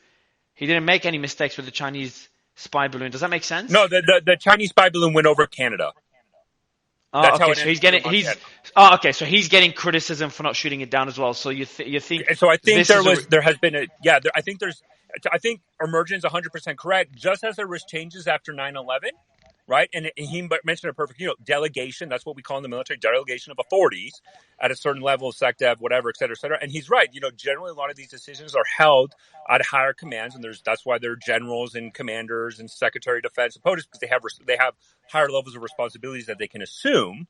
The question I have, and I think this is a legitimate question, and maybe we might get an answer or not, has the Chinese spy balloon, just as 9/11, changed the rules of engagement? Has the Chinese spy balloon changed the rules of engagement? I think the actions are showing that there has been, and maybe this is a more recurring thing. And the question now that we have is that the right decision? Are we overreacting? And I think that's a legitimate thing that we have to look at. I want to go to a quick comment on Emergent. Yeah, Emergent, I wanted to go to you. I want you to comment on what was just said. And do you think that this plays a role in the rules of engagement? Because again, I want to go back to a point you said. A positive ID is required, and the UFO must be highly likely to be hostile. Do you think that rules of engagement could have been changed within days after the Chinese spy balloon? So we have seen, and they do occur from time to time, special ROE within NORAD airspace because it's a very large command in response to particular situations. I can give you pretty common examples or things like they can institute when major national events like the Super Bowl are going on, for example. They actually institute a special flight restricted zone around the Super Bowl stadium for any objects, and they can forbid some normal air traffic, and they can institute special ROE for scenarios like that. Presidential inaugurations are another example. Super Bowl, other things like that, where they identify a large or a significant chance of there being some type of event. But those types of special ROE are normally very focused around a specific event known ahead of time. They're normally very specific, very restrictive, and they're very temporary. They always go back to the main ROE, which have been the way that it has been really, for the most part, since NORAD's founding, because there's wisdom to those rules. Okay, breaking 4 news. I know you have an update for us real quick, and then I do have another question for Emergent. So, breaking, jump in. Yeah, we are getting some new reporting, and I want to point out the timing in this reporting, which is key. The governor of Montana posted a statement on Twitter just 25 minutes ago saying, quote, "I received a briefing tonight at the White House about an object in Montana airspace. I will continue to receive regular updates." So this was posted after the NORAD report where they said it was all clear and potentially a false alarm what was going on. So it's building on this kind of conflicting information that we're hearing from policymakers, lawmakers, and officials in the state of Montana versus NORAD and the communications that they've been providing to the American public. So it's obviously very easy to see that these situations could be like near misses, but at the same time, it's worth noting that it's just contributing to the confusion with this story. Okay. And I do have Joe as well just sent me some information that Air Force Brigadier General Patrick Ryder, I'll try to get him on. Oh, no, we're not going to be getting Ryder on, that's for sure. Stated that there was no indication at this point that it was maneuverable regarding the UFO that was shot down earlier, and that it had no, let me read the notes, no indication that it had any surveillance equipment. But I just don't know what we could, what information we can trust, because we keep getting conflicting information, like the UFO above Montana. So it's hard to determine how accurate what Patrick is saying is. Oh, I couldn't unmute. I'm sorry. Nick, what's I couldn't unmute. Yeah, all good. Yeah, all good. All good. So Emergent. What? Go ahead, bro. Okay. Emergent, I want to ask you real quick because, you were involved with NORAD, and a big concern that people have had over the past week now that we've been tracking this, these UFO situations, a balloon and everything. Why was NORAD not able to pick up on where these UFOs came from? And how quickly should they be able to do it? How far off the coast of, say, Alaska are they actually tracking objects? So that really depends on the specifics of the object itself. So as I said before, different objects have a different radar cross section. A balloon is going to have, for example, a much smaller radar cross section than like a Soviet MiG, right? So the general, to detect commercial aircraft and military type airframes, I mean, that capacity extends hundreds of miles out into the Atlantic and Pacific, also over the North Pole and Alaska. So generally for a solid object like we think of an aircraft, that's generally pretty broad and unlikely for something to slip in unnoticed. But when you get to odd shaped things, when you get to, things like a flock of geese, again, those things can kind of pop up and be an anomaly and go away. There's also a tuning process on any system that is used for identification. There's something called ground clutter, which is if I have a if I have a radar that's placed somewhere near tall buildings, for example, I have to carve out places on the radar picture where it doesn't pick up the building and think that that's an object in the air, right? So buildings, trees, mountains, radio towers, things like that, and you normally have different. Did that answer your question? Yeah, absolutely, absolutely, and I'm sure we're going to have more on that. But I want to have Justin jump in here real quick before we go to the other speakers, because Justin, you actually have the clip where the U.S. congressman was on Fox News talking about the fact that he was briefed on the fact that there is a UFO currently over Montana. So if you could play that, that'd be awesome. Let's play that real quick here. And I guess my first question: have you guys been briefed on this matter? I have finally, Lawrence. I will tell you that when the first balloon came across and everyone heard about it, we were clawing for information, and DOD, Pentagon was not forthcoming. Fortunately, this evening, I am back in Montana. I'm at an event, a Lincoln Reagan dinner in Columbus, Montana right now, and DOD called me as I've been sitting here and started giving me briefings to tell me what was going on. I clarified with them that this is actually the fourth balloon. Okay, so the first was shot down over the Atlantic. One was shot down before it entered into Alaska's airspace. The third was shot down, Trudeau ordered, over Canada. So now we're talking about a fourth incident. And we had air traffic shut down on the northern part of the state. My report is that it has been reopened. DOD told me that they are going to be tracking the object. They can't even say exactly what it is. They're going to track the object until it gets light again. They don't have the ability to put any more eyes on it with aircraft until it's light again. Congressman, where is the object? Where is the object? Do they know where the object? I know you say they're tracking it, but where is it right now? It's north of Havre, Montana. So it's still in American airspace right now. So do we anticipate that airspace being closed as well? More airspace in the country in Montana being closed? That I do not have any additional information on, Lawrence. I can tell you the airspace has been opened back up again. They closed it originally because the object was hovering there in that prime commercial air traffic zone between 18,000 and 35,000 feet. And Congressman, I'm assuming because you represent this area, do they plan on shooting the object down? I will know more as it gets light again, Lawrence. Right now, they cannot bring it down in the dark. And once it gets light again, they're still monitoring exactly where it's going. They will give me more information in the morning, or if anything changes through the evening. So, Congressman, I know that's the end of the clip there, but yeah, balloons all around. Then, huh? See, did I hear that, Justin? Did I hear that right? Did he refer to them as balloons? Well, he referred to the one over Alaska as a balloon, and then the one in Montana, he kept saying all they could do is refer to it as an object, unidentified. Right? Yeah. But he did confirm that the one in Alaska was a balloon, because I did hear that as well. Yeah, I think he confirmed that the one in Alaska was a balloon. Confirmed or misspoke? I just want to give him the benefit of the doubt. Who knows? Yeah, go ahead, Nick. Lots of confusion. So it does seem that this interview happened after the airspace was reopened, because the original report by the DOD and the FAA was that or it was actually NORAD. I'm sorry, I'll correct myself. It was NORAD that said that there was an issue with a radar or whatever, so they were requesting that the airspace be reopened. But now that we're hearing this interview after the fact, it does seem like the congressman is pushing back on that. So, Austin, I want to bring you in here, and let's hear your thoughts on what you heard in the past few minutes.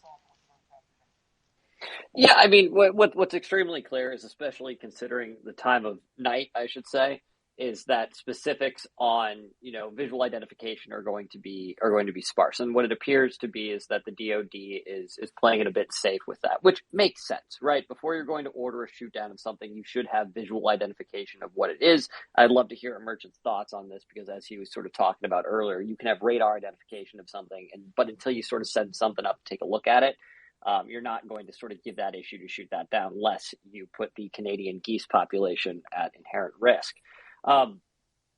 But I think what is clear is, as All Source was talking about previously, is with all of the hoopla that the first sort of balloon incident sort of drove up in domestic media in the U.S. and Canada, it makes sense that for one to assume that there has been a change in the ROE in regards to how NORAD deals with these incidents, as well as the strategy moving forward on whether they're to be monitored primarily and let go or shot down. And I think what we're seeing right now is sort of the after effects of this, because as All Source also put quite clearly, UAPs are not a current issue. They've been going on for a while.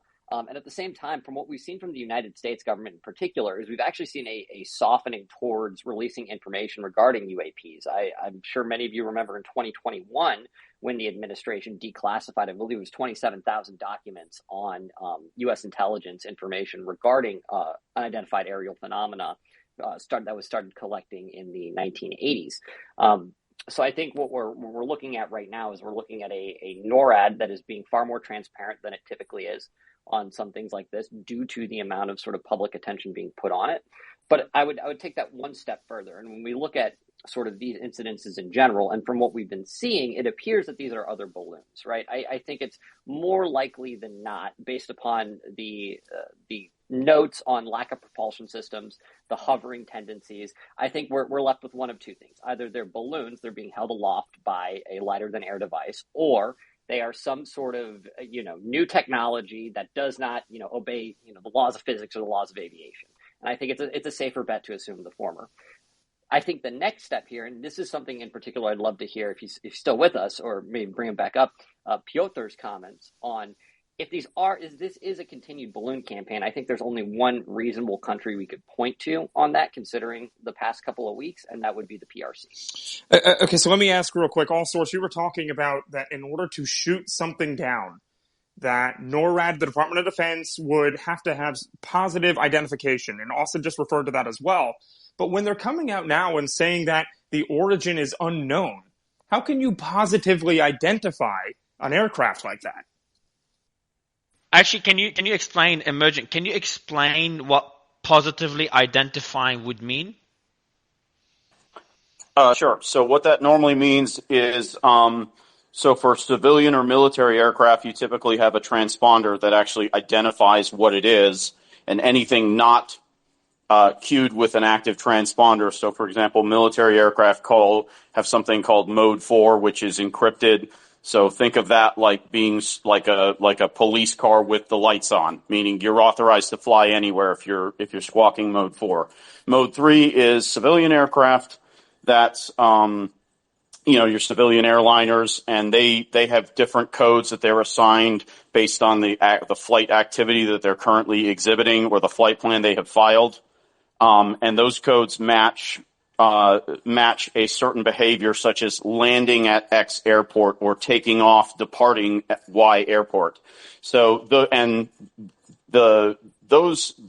behavior of that aircraft, for example, has to match the transponder code that they have been assigned and the behavior. They have to be flying within a certain limit of that. And if things go off course, then that becomes kind of a flag for people to start looking at. So ID usually comes down to, obviously, the easiest way is transponders. Then you have radar cross sections, and then your final is, as many people have alluded to, why wouldn't you shoot down something at night? Is if something, your final line is visual ID. You can send, they can send Coast Guard helicopters or, F-16s or whatever's within range. They start looking at what they have in range to go intercept and do a visual ID. In the case of why wouldn't you shoot something down at night, if it's unidentifiable through other means, you would try to put an asset in the same airspace and visually identify it. In terms of you would avoid a shoot down simply because you can't get a positive ID.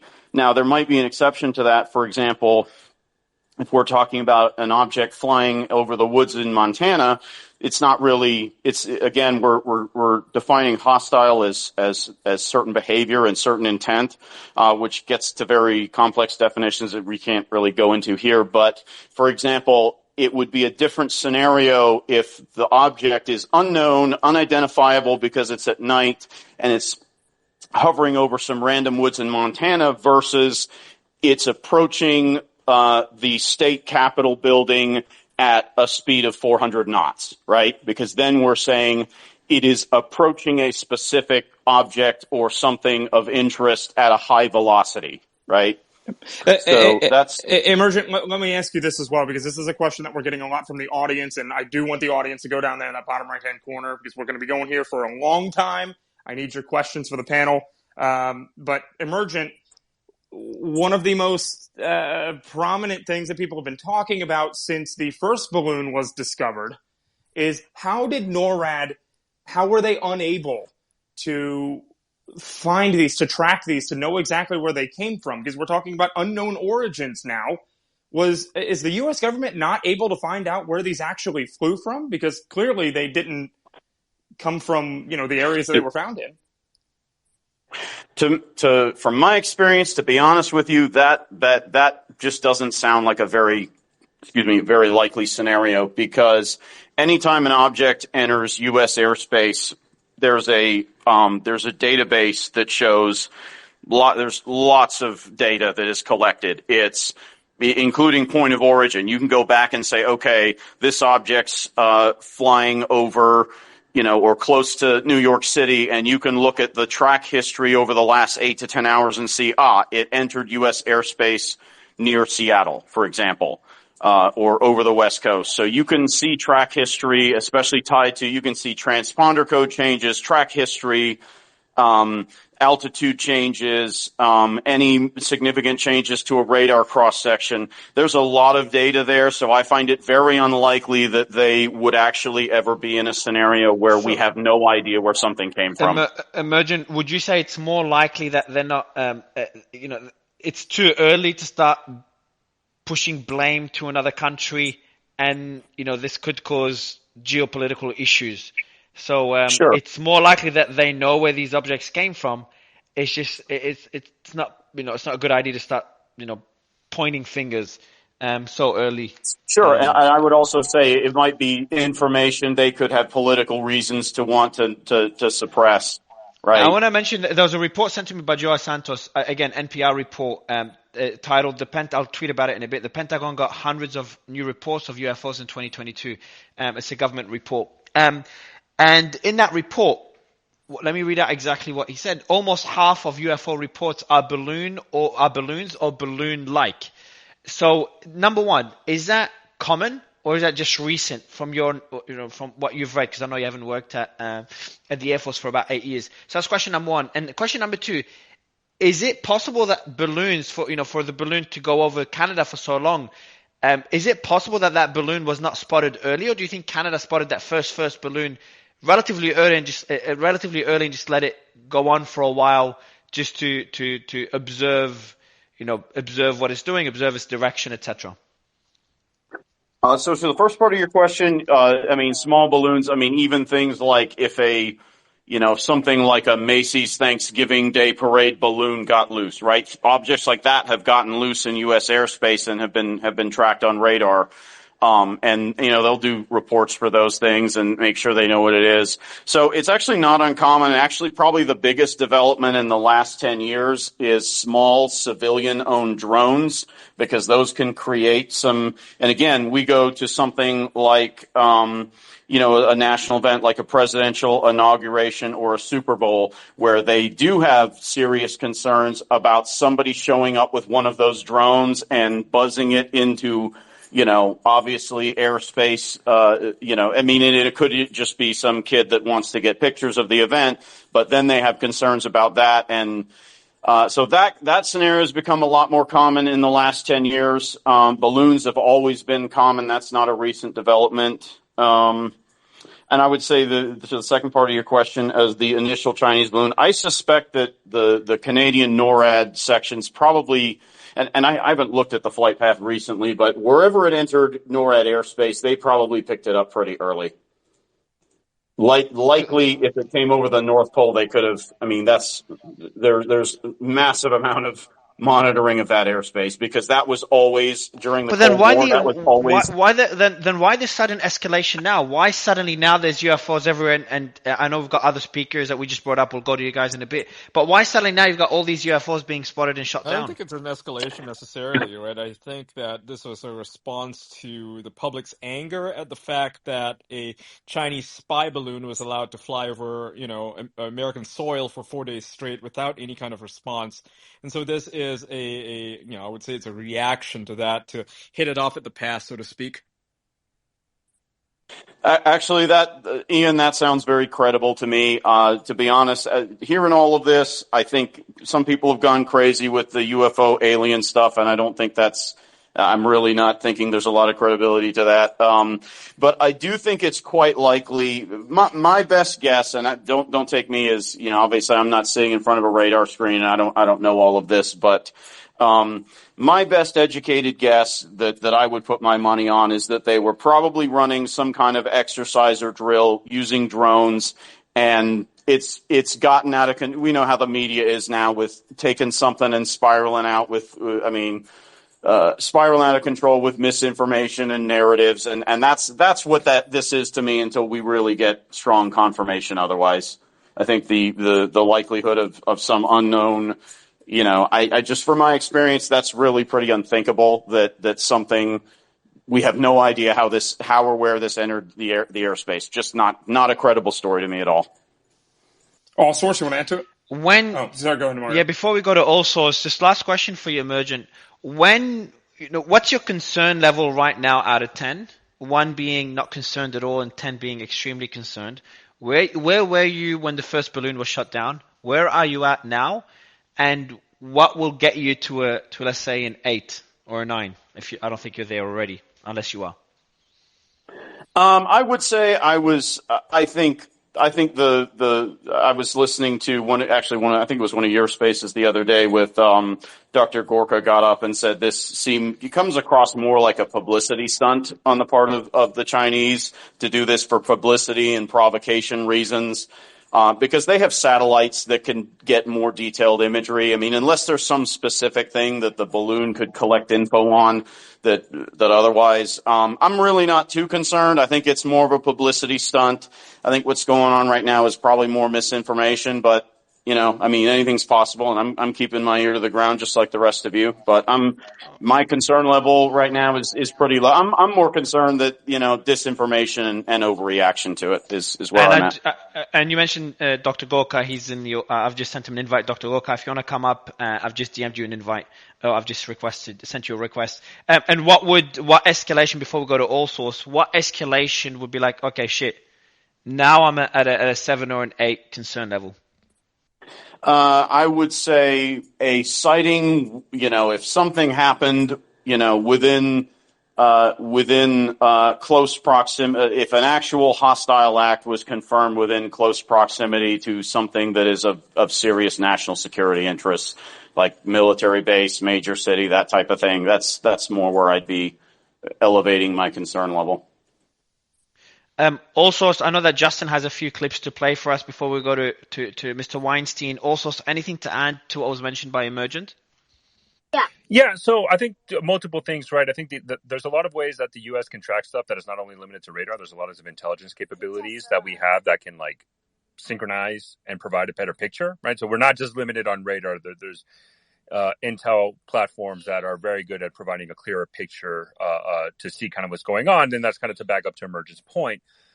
I think from a term of escalation, et cetera, and if there's a concern, again, I think we just have to wait for more public information. I think the issue we're running into is that we're being, the U.S. government, NORAD, is being very public with everything that is going on, when a lot of the time these incidents probably wouldn't have just received that much publicity, and I think that's causing a lot of concerns.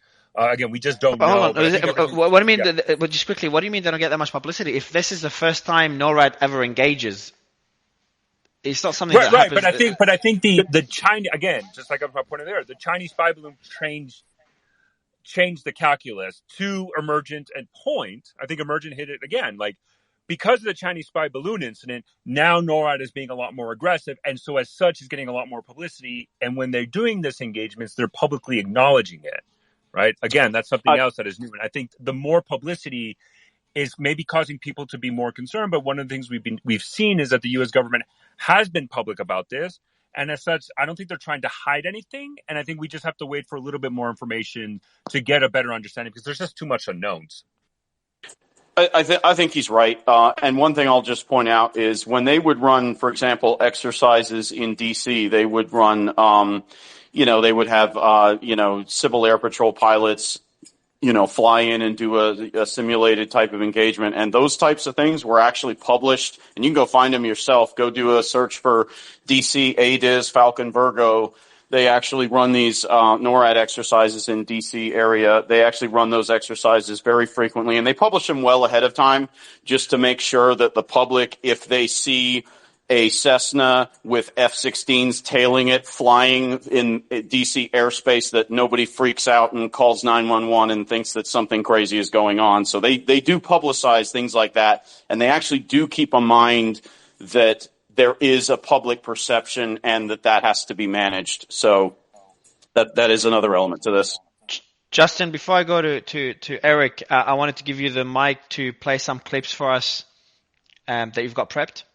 Yeah, just real quick. Here's a general trying to explain what happened. The balloon was somehow able to get past our West Coast anti-balloon defense system, the Seattle Space Needle. Oh, sorry. That was Keenan Thompson on this. And no, actually one of the better jokes this week. Little levity just to bring in the real big guns. Now, this is retired General Anthony Tata. He's a Fox News contributor, but he also has some deep experience. This is his take just within the hour on what he thinks is going on here. He's talking about both the Alaska and Montana incident. Let's listen in. Has addressed the American people about this very real threat to the United States. And it's been, you look at Twitter, and I agree with you. You have to sort of dismiss that because you just have all the information keyboard warriors there they dismiss this out of hand. Like, well, you got satellites. Why do they need to send balloons? You've really got to take a serious look at this and why China would be sending these balloons into our airspace. And, last week when we talked, Lawrence, I talked about probing the wire. When I was a commander in Afghanistan, the Taliban would probe the wire to see how you responded. They would send some new recruits in to cut the wire of your base camp, and your weapons would light up. And so they would pinpoint where your weapons were. At a strategic level, China is probing the wire to see how we respond. I think that's a really interesting take. The analogy, I think, is apt there. They really do seem to be. When was that? When was that, Justin? This was just within the last hour. That was on the Dan Bongino show. Okay. Yeah, I think that's a very good take, and I've most of the folks I know in the military right now, that's the general consensus right now. And Justin, you got another clip as well? Yeah, here's one more clip. This is the spokesperson for the Canadian Prime Minister talking about what they're doing next on this particular object, which was shot down. Recovery operations are now underway and will be supported by the Canadian Armed Forces in conjunction with the RCMP. This coordinated operation will allow a further investigation into this object. We have no further details about the object at this time, other than it appears to be a small cylindrical object and smaller than the one that was downed off the coast of North Carolina. There is no reason to believe that the impact of the object in Canadian territory is of any public concern. So that was her take on it. Again, it sounds like a balloon, but they keep, obviously for technical purposes, they refer to it as an object. Things are still being identified, but as we heard from the briefing that the congressman in Montana received, it sounds like these are balloons all the way down. One question to Emergent before I go to Mr. Weinstein. You did mention that other people in the military that you've spoken to do believe that this is just China probing U.S. defense system. Is that what you meant? Yes, I think probing probably more in terms of response to see what both politically how it's handled, but probably also just to see it's an opportunity for them to test capability. I mean, wasn't this one of the first times that the F-22 was actually sent up and an AIM-9X was used on that? So for them, that's data collection, right? That's ballsy. That takes some guts. I mean, it's smart, right? Eric, Intelligence, because there's no other way to actually get I that don't know. I don't information. know. Because no one's ever used this before. No one's ever used this before, and not in this sort of situation where they can directly probe the capabilities of the F-22. Thus far, the only thing we know about the F-22 is the stuff that the United States government itself releases, and they're not going to tell the world, much less China, what its capabilities are. So to see it in person, so to speak, it's a good way to gauge how powerful it is. It goes to the question I had for you, Eric. Your thoughts on what's happening right now, and I was just in one of our groups right now. The team just sent me through an article by Military Times. National Guard preps for potential Arctic conflicts with Russia, China. Again, I'm not mentioning it to create fear or anything. I'm just reading out, some of the articles and the narrative we're seeing in the media. Would love your thoughts on all this, Eric. What are your thoughts on the escalation we're seeing? We saw that there's obviously the war in Ukraine that's escalating, and this NATO support to Ukraine, and now we're seeing escalating tensions with China. Yeah, thanks for asking. I guess what I think is that we've settled into several new normals, which have not been really declared. I believe that the rules of engagement probably did change. And that we don't have a clear idea of how our outcry might have affected the political calculations of the commander-in-chief. In my opinion, what's happened is that we've settled into this new normal of preposterous statecraft narratives that might have been, vaguely believable in a time before we were all able to communicate with each other, but no longer really get the trust of intelligent people thinking critically. So we don't really have a clear idea about the UFO UAP issue as regards non-human intelligence. There's this whole taxonomy that we forget in the first report, where 4 of the 5 branches are completely prosaic relative to the 5th branch, which is just called other. And the purpose of doing that was to make the sexiest thing sound the most banal. We also have this weird thing you can check in your mind that when you hear the words UFO, you don't actually think UFO. You think flying saucer and aliens, when in fact it just means, as others have stated, unidentified flying object. And I would also say that there's sort of a limited number of shapes that most things are going to be configured in. They're going to be either configured in spherical shapes or, sort of cylindrical or wedges or whatever. And we all associate those with various grainy videos that we've been watching for ages on the alien front, wondering if these things are real CGI or a giant psyop. So I think what's happening is you're seeing a collision between all of these preposterous narratives, from the way that we're not allowed to question the Ukraine narrative, even though it involves nuclear conflict, and we're treating it as if it was an early 20th century war in which we're going to back Putin into a conventional corner because, of course, he could never do anything other than resign, which is not, it's a very bizarre thing. So when people are afraid that we're going to suddenly have this end to the calm that followed World War II, and that none of the narratives make sense. Kamala Harris is widely not thought to be capable of assuming the rigors of this job, and Joe Biden, may have competency issues, being over 80 and by far the oldest president we've ever elected. I think what you're seeing is that people are waking up to the idea that these presidential elections, which didn't seem to matter all that much, really matter. We may be in a completely different regime. And all of these trust-destroying statecraft narratives, which everyone can see are false, but nobody can get on the right channel to challenge, we're now aware that somehow we don't actually have news sources except for this crowdsourced stuff, which is why there's so many people here.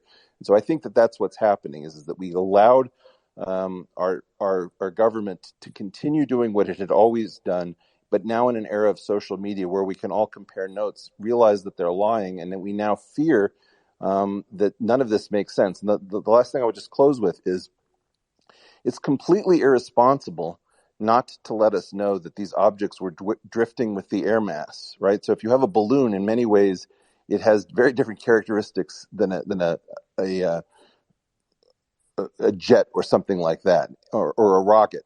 And as a result, somebody should just very quickly say that there is absolutely no sign of extraordinary physics with respect to these objects, so that we can simply shut down this thing that's in everybody's head, which is that we've heard way too much about really bizarre UFOs. And now we're in a situation in which we have a cylindrical object, which sounds like a tic tac or a cigar shaped object from days of yore.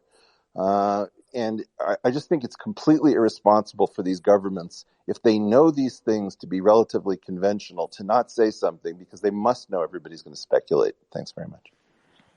I've got two questions for you, Eric. First, Emergent, I want you to comment on the last point that Eric made before I ask my two questions. I'm sorry, I had stepped away for a second. Could you give me just a quick summary? No, good. I'll do that in a bit. Eric, you mentioned we've settled to new normals. Can you elaborate on this point? Because I was going to ask you about it before you even started speaking, and that was the first thing you mentioned. What is this new normal? Essentially, the new normal, so far as I can tell, is that the government embarks on some program that it claims is in our communal best interest. Many of us fear that it is in the best interest of the ruling class, because so many of our top politicians have become fabulously wealthy and we can't quite figure out what's going on. So we have a serious breach of trust because we think we have a principal agent problem where our agents, that is our elected representatives, don't represent us. And what they do is they say, we're going to embark on some program, for example, whatever the EcoHealth Alliance does in Wuhan, China, funded by the Defense Threat Reduction Agency. And none of us exactly understand what this thing is. We don't really believe the cover story. We don't know if, in fact, this is good for us because we found a workaround around the bioweapons convention that we need, or we don't know whether Peter Daszak is endangering us, let's say. Same thing would be true for Epstein. Same thing would be true for changes in the M1 money supply, where it's denied that this has anything to do with inflation. So the result is that the government keeps taking action accompanied by a narrative that is absolutely not believable. And the news sources that used to give us a sense of sense-making and analyzing these things are clearly playing on the side of the government. So effectively, what you have is that the referees are clearly on the side of one team, where the public feels, how did this country by for and of the people slip away from us? And the result of allowing these narratives that don't make sense to accompany very dangerous and very bizarre actions that can be seen by all is this radical erosion of trust, where people want to lump them all together. Many people think that what's going on with these shoot downs, for example, they're writing to me saying, this is because we're about to get the Epstein list and that we need a massive distraction. And you'll hear people say, oh, that's a controlled opposition. That's a limited hangout. Useful idiots. We've all adopted the PSYOP level where we're armchair amateur defense spooks, where we're trying to say, oh, you're so stupid that you believe that, because nobody knows what to believe, because our media is continuing with the same way that they used to present things, but in an era where we can compare notes, and now we know that they're absolutely lying. I want to ask you one more question. I know there's some more news to share. One more question, Eric. The other new normal that I wanted to comment on as well is the geopolitical normalcy that we're seeing. We've got I was just researching the Nord Stream explosion that happened a few months ago, because we're doing a space on it in a couple of weeks. And, you've got the Ukraine conflict. You got Zelensky was in, I can't remember which country he was in. And he was urging a few European nations to provide, or NATO to provide jets to Ukraine. Obviously, we've got Russian nuclear readiness on the rise. That was increased a few months ago. And now you've got China potentially probing U.S. capabilities, defense capabilities, and their political response with the balloons. And that was the point that Emergent was making earlier. This is for me, this is the story that concerns me the most at the moment. And how we're seeing an escalation among the three superpowers in our world. Does that particular point concern you? Should it concern the financial world? Should it concern the world? Or this is just political bickering and nothing to be Yeah, worried I about? don't know why you're stopping at 3. I mean, I'm worried about the India-Pakistan border, what Iran is going to do next. And the concern is that the more thinly we are stretched, particularly by sending arms and things, um, the greater the probability that opportunists will increase the number of theaters. And because a highly nonlinear situation where you have multiple theaters in play and what happens in one affects what happens in the other, this is where I don't understand the isolationist perspective, because these oceans that the U.S. is protected by are not going to function in a modern world the way they might have functioned in the 1700s. I'm absolutely convinced that it's not 3 superpowers, but you're talking about a multipolar world where the U.S. is fatigued. It's retreating from the responsibilities of maintaining a world with as few poles as possible after World War II, because we're all just sick of the job. And we're going to be reminded that what we've lived through is the most anomalous era of peace and relative calm, save some horrible things that happened a long time ago in China in the Great Leap Forward. We are completely unprepared for what it means to live on this planet with the toys that we've come up with. And I absolutely think the worst thing that can happen is that the number of theaters goes up to 5 or 6, and we're going to be punch drunk where we can't see straight. I remember the narrative of the hope that we would never face a world war again, thanks to globalization and the interconnectedness of the world. And that narrative seems to be crumbling every month for the past few months. And this doesn't help. So do you think that we'll see any economic impact from these escalations, or it's too early to see such impact? I think you're going to. I hope that the worst of our concerns is an economic impact. I'm really just thinking that most of us have an idea that if something hasn't happened in 20 years, then it's never going to happen, and if something has never happened, it's not worth worrying about. And I really think that history is going to be restarting this century in earnest, and we're completely unprepared as humans for what that actually looks like. Justin, I know you had a quick clip you wanted to play for us before I continue with more questions. Then I will go to Austin just for a quick update. And we'll go actually to Mateus for a quick update on any developments. Justin? Yeah, going back to General Tata, he's going to basically just talk about kind of what his perception is of how, again, I think what Brett alluded to, some of the administration lapse here. Hang on one second. We still haven't heard anything from the President of the United States. And apparently Lucas is the only one that's on the White House lawn to give us some information. Right. Yeah. Hey, Lawrence, Lucas does a great job. And, as he was talking, it occurred to me that recall that during the Afghanistan withdrawal debacle, the entire administration was on vacation. You had Blinken in the Hamptons. You had the president at his place in Delaware. Everybody was on vacation as this happened. And then, and there was zero communication with the American people. Then when the Ukraine-Russia war was about to begin, the administration offered Zelensky a ride out instead of taking a whole look at what's happening there, because their intelligence was so bad that they thought it was going to be over in 72 hours and Russia was going to own Ukraine. And now they're not communicating. We have a repeated penetration of U.S. sovereign airspace by an adversary that's listed in the National Defense Strategy as our number one competitor in the world.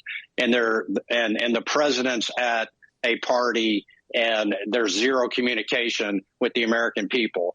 I think that's a valid critique. I think people really want to mirror the sort of anxiety they want from their government to mirror that sort of anxiety and anxiousness they have around these things.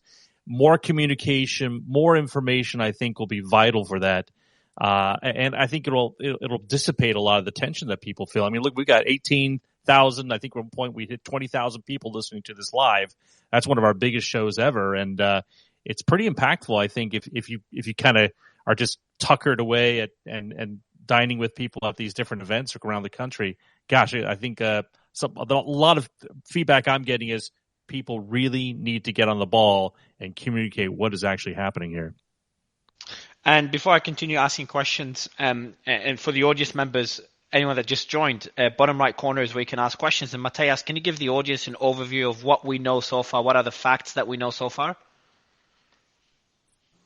Mateus? Absolutely. Yeah, I'm here. Basically, what's been developing this afternoon and this evening is that a third unidentifiable object was shot down in a joint military operation by the U.S. and Canada over Canada, specifically over the Yukon. That's the portion of Canada that was affected by this. We know via a Wall Street Journal report citing U.S. sources familiar with the situation that this was in fact a quote metallic balloon with some sort of a payload underneath it.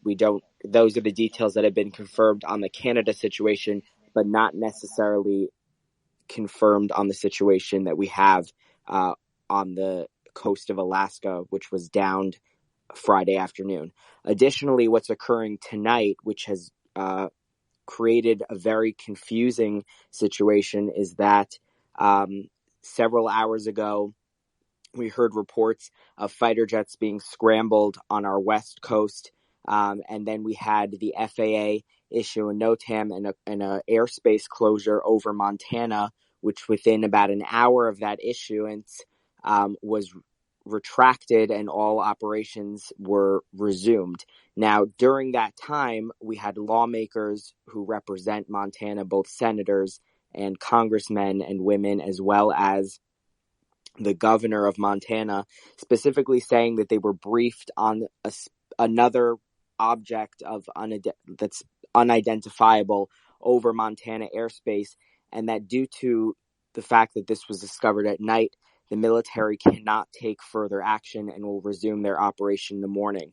However, we then received contradicting information from NORAD, which said that this was basically a false alarm and a radar-triggered abnormality that they investigated and then pulled back their operation based on the fact that nothing was found. So it's a very confusing situation with a lot of dynamics. Obviously, we're at a heightened state of alert given the situation last week with the Chinese spy balloon downed off the Carolina coast in the Atlantic Ocean, as well as the discovery that balloon wasn't the first, it wasn't the second. There were several, and it's part of a much larger campaign by China to spy on countries throughout the world. So clearly, we're all at a heightened state of readiness, a heightened state of alert, and that's why we see an uptick in this.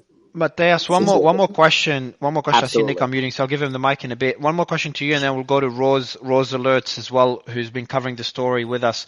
Mateus, the question to you is: there were reports of more balloons that were spotted around the world, including Latin America, over the last few days. Can you give us a bit more context there? What I can confirm for you is that at the same time as we were dealing with our balloon, the final days, as it was kind of in the southeast United States and then off our coast where it was down, is that Costa Rica was dealing with a similar balloon. And then the Pentagon later confirmed earlier this week that 40 countries have reported, not all at the same time, but in general, this kind of campaign by China with these surveillance balloons, and been several of them. Okay, so I'm gonna. Your mic is a bit muffled, Mateus. Rose Alerts, anything that Mateus missed? Anything you'd like to add before I ask another question for Emergent? And I see we've got OSINT Defender on stage as well. But go ahead, Rose Alerts. Anything to add that Breaking 4 News missed? No, he did an excellent job. I'm just checking through the feed if there's any new updates or anything like that. But yeah, appreciate you both. Just a massive shout out to you both because you've been feeding us all the information and validating any information that we get before we share it on Space. So appreciate you. Nick, I want to ask one more question to Emergent, and I'll give you the mic, Nick, if you don't mind.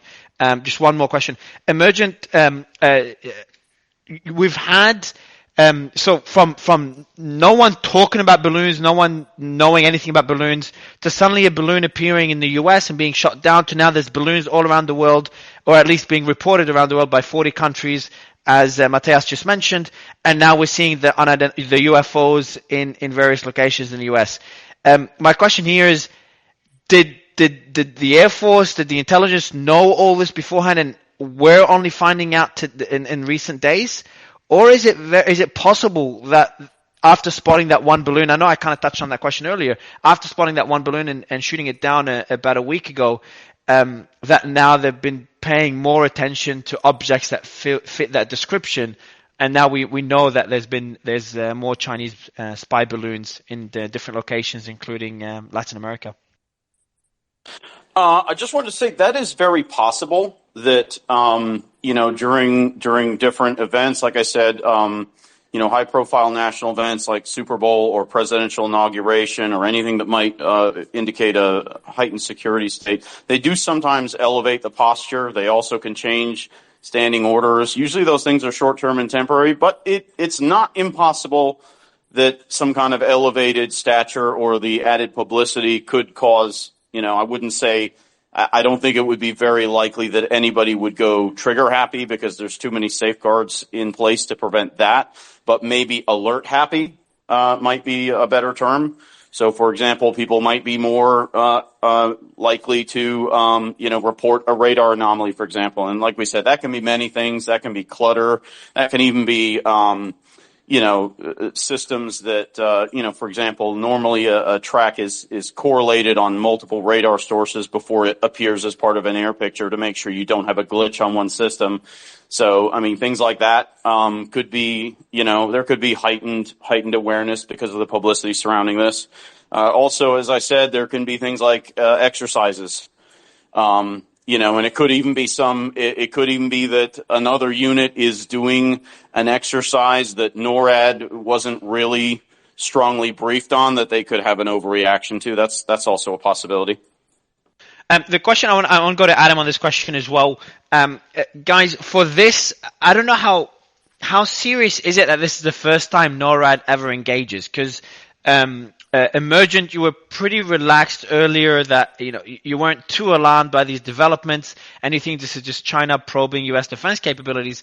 But for NORAD to engage for the first time, why wouldn't they, after the Chinese balloon and China being very apologetic and unusually apologetic before the U.S. shut it down, why, if there are these unidentified objects, including that balloon up in Canada that was shut down earlier today, that metallic balloon, why would NORAD engage rather than communicate with China and say, hey guys, you got all these balloons here, we shot one down, you gotta get your objects out of our airspace. I know we're just assuming that this is China, but this is speculation we can make considering what we know. Maybe it's not Chinese. Adam. Well, I'd say NORAD wouldn't really be the one to handle the diplomatic angle there. They're really more of a. But wouldn't NORAD need some authority before shooting down an a UFO in unidentified yes, that is flying absolutely object? correct. Positive ID, hostile declaration, and hostile and that hostile declaration. Can you define it again, especially for people that just joined? So hostile declaration is required for NORAD to engage. So right. Can you give us examples of hostile declarations? Serious ones, obviously, and ones that are not too serious, but that would still count as hostile declaration for them to be shut down. So normally if something enters U.S. airspace and it's unidentified, it would normally be treated as unidentified or unfriendly, and they would try to make a positive ID. Normally hostile declaration would only come after they've positively identified it as a hostile aircraft and or with hostile intent. Or, for example, if something were to commit a hostile act, some aggressive things might qualify, such as painting another aircraft with targeting radar under certain circumstances, firing a missile, or flying into restricted airspace without authorization. It's a series of criteria, and it's not really a one-dimensional thing. But typically it requires an actual hostile act or demonstrable hostile intent before that would be declared. It's a pretty stringent criteria. Yeah, Adam, I want to go to you quickly. Like, why again? If I want to speculate that this is a Chinese UFO, Chinese balloon, with the intention to spy, why would NORAD engage? Why wouldn't, after what happened with the Chinese balloon a week ago? Again, I'm speculating here that it is Chinese, and maybe I should stop doing so. Adam, tell me if I should. What your thoughts are? But if it is Chinese, why wouldn't China just get their flying objects out of the U.S. airspace?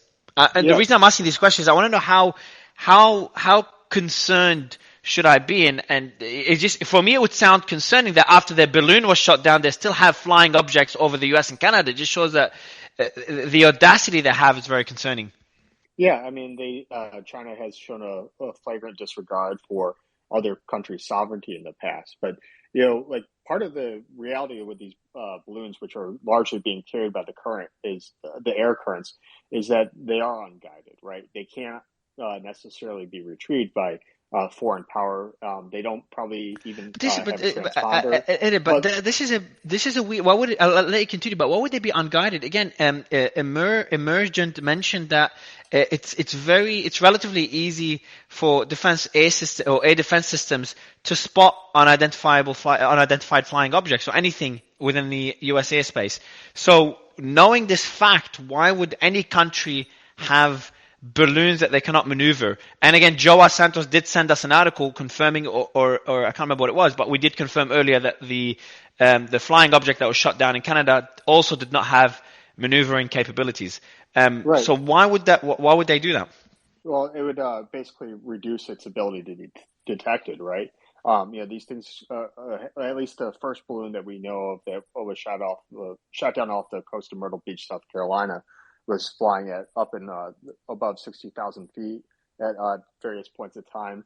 It wasn't really being sought after. It's not a conventional method of espionage, and these are quite obviously probably cheaper than throwing a satellite up into space to do some of the same the surveillance, right? So they're putting it through the air currents, knowing that because of how the winds work up at those altitudes, it will cross over a large swath of important parts of the United States, and they have some limited ability to self-guide while they're up there. And I think that's very critical to understand. And it raises two very important questions. One is, where are these being launched from, right? I don't know very much about wind currents up at that altitude, but I can't foresee them being launched from mainland China. And I think someone mentioned earlier possibly the North Pole. And number two, the other question, other than antagonizing the United States, and this is something that's been speculated about before, is what is the actual Chinese ability to do imagery and signals intelligence collection from the United States?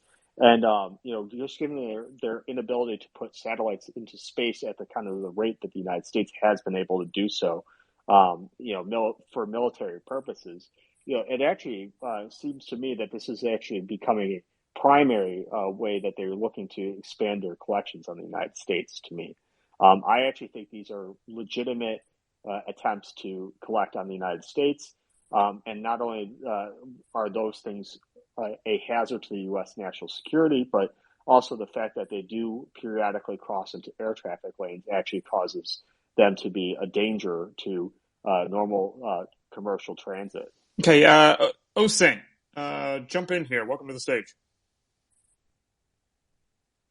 Maybe. Osing Defender, you there? A little note while they're coming up, just to show you kind of how ahead of the game we are, or maybe we're the only ones who are really interested in this topic. CNN has moved on. They have playing the history of sitcoms. MSNBC is doing a special on immigration and the challenges that lawyers face. And even Fox News moved on to the fight around New York and Florida. But why? So this is that's weird. Like, yeah, but why? Am I missing something? Because this is the first time NORAD ever engages. We're seeing an escalation of hostilities between when the last Chinese balloon was covered nonstop and it was all over the news. Now suddenly you've got another one shot down in Canada and one over Montana that they're waiting to shoot down tomorrow morning. That's why I was asking the questions earlier to Adam and Emergent, just to understand how serious this should be taken. I'll try to find Piotr and bring him up because it'll be good to get his perspective on this. But otherwise, Osing Defender, I saw you were able to unmute. Yeah, go ahead, Justin. No, I'm just saying it's a little pathetic. I just posted to the Nest this video that's on TikTok making the rounds from some Chinese account. Basically, they mocked up the F-22 trying to go after the balloon, and the balloon evading all its missiles and everything else there. I mean, I think part of it is it's probably on the whole, as you step back, a little frankly embarrassing, right? This entire endeavor that we're all up in arms over these balloons, but I think a lot of us in the know here, and a lot of great experienced speakers on stage now, they've conveyed that this is a premise to something probably quite larger, and that it should be taken seriously. But I think the main networks don't quite know how to handle it. I would actually disagree on that. On multiple points, right? If you're looking at what CNN, what Fox, what MSNBC is covering, I think we've actually well established that, and I think we've had an issue over the last hour or so. I think we've been jumping so quickly from point to point, we haven't been able to conduct sort of proper analysis on each one of these things.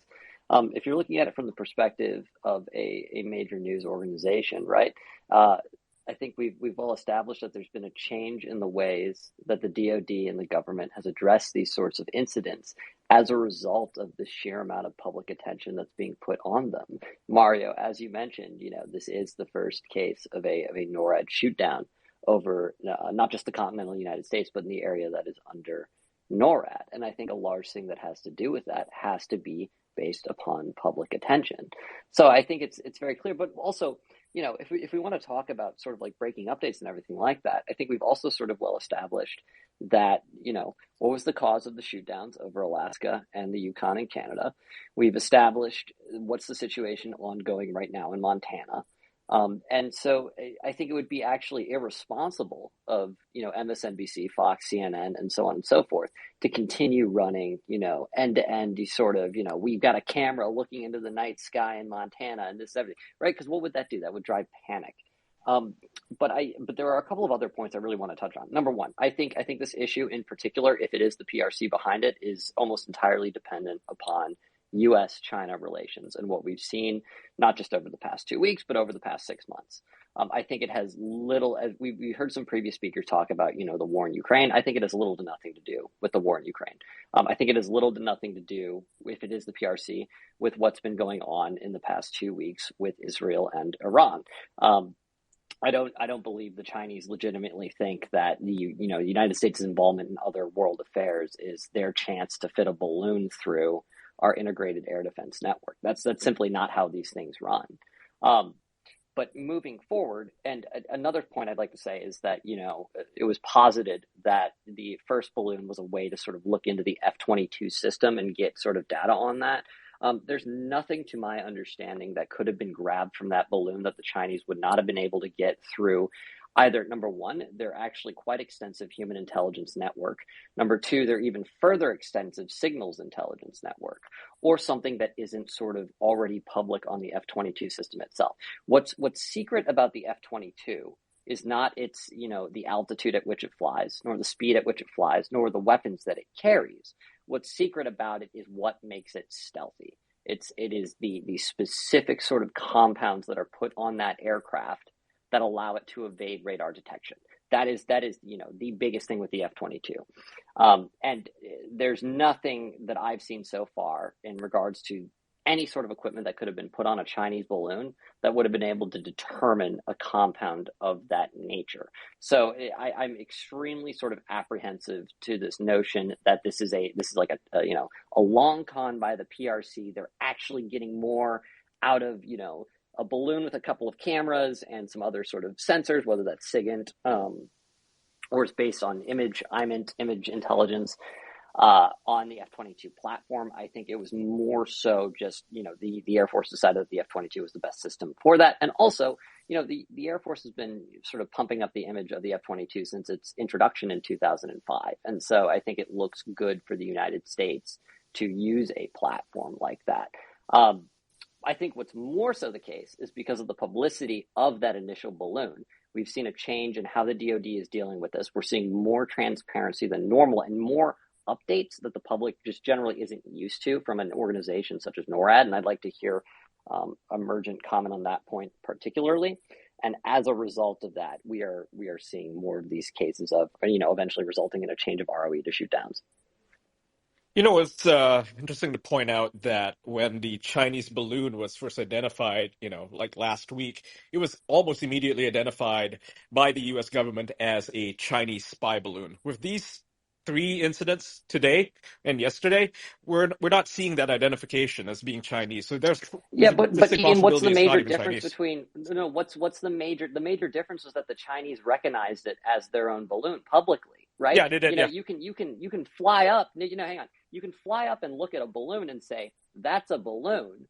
But until that thing is brought down, or unless there's a giant PRC flag on the side of the balloon, it's actually quite difficult, unless it's already a previously identified airframe, to put that towards a specific country. If I fly a Cessna 152 over Canada and put nothing on it, there's no reason the Canadian government would believe that that's an Iranian Cessna 152 unless they bring that thing down and there are specific elements of that equipment that are inherently Iranian.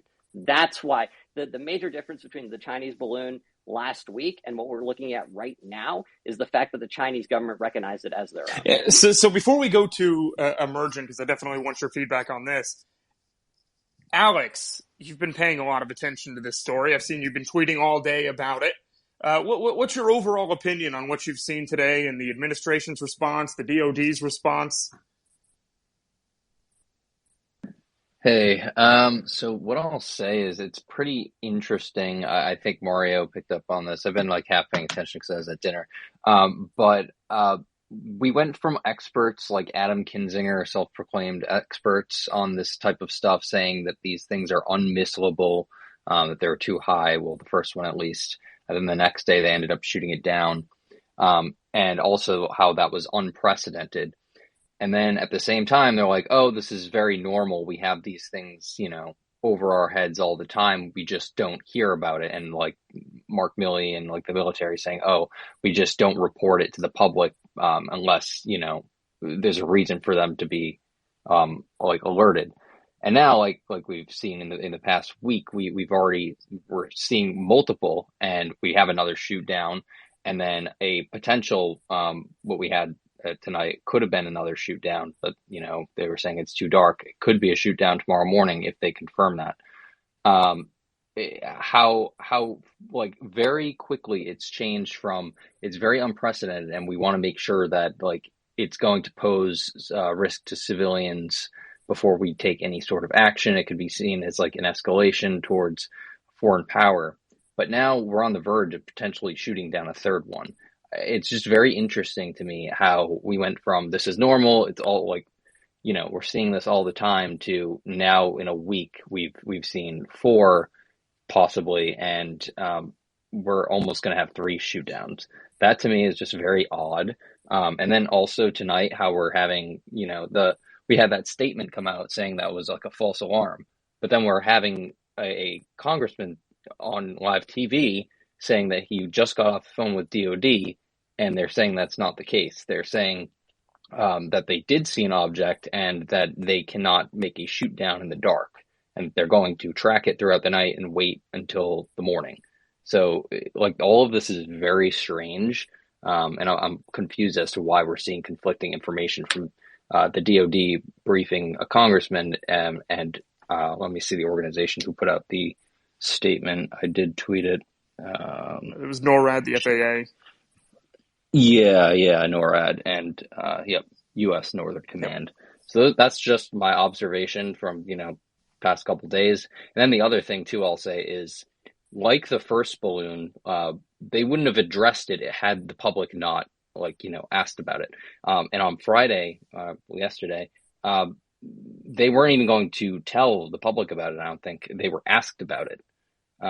So that like raises some questions, because they're only telling us when the public is asking about these things. Do you think, Alex, this has gotten a little bit political now? Is that what you're saying? That it seems like maybe the administration is acting based on politics?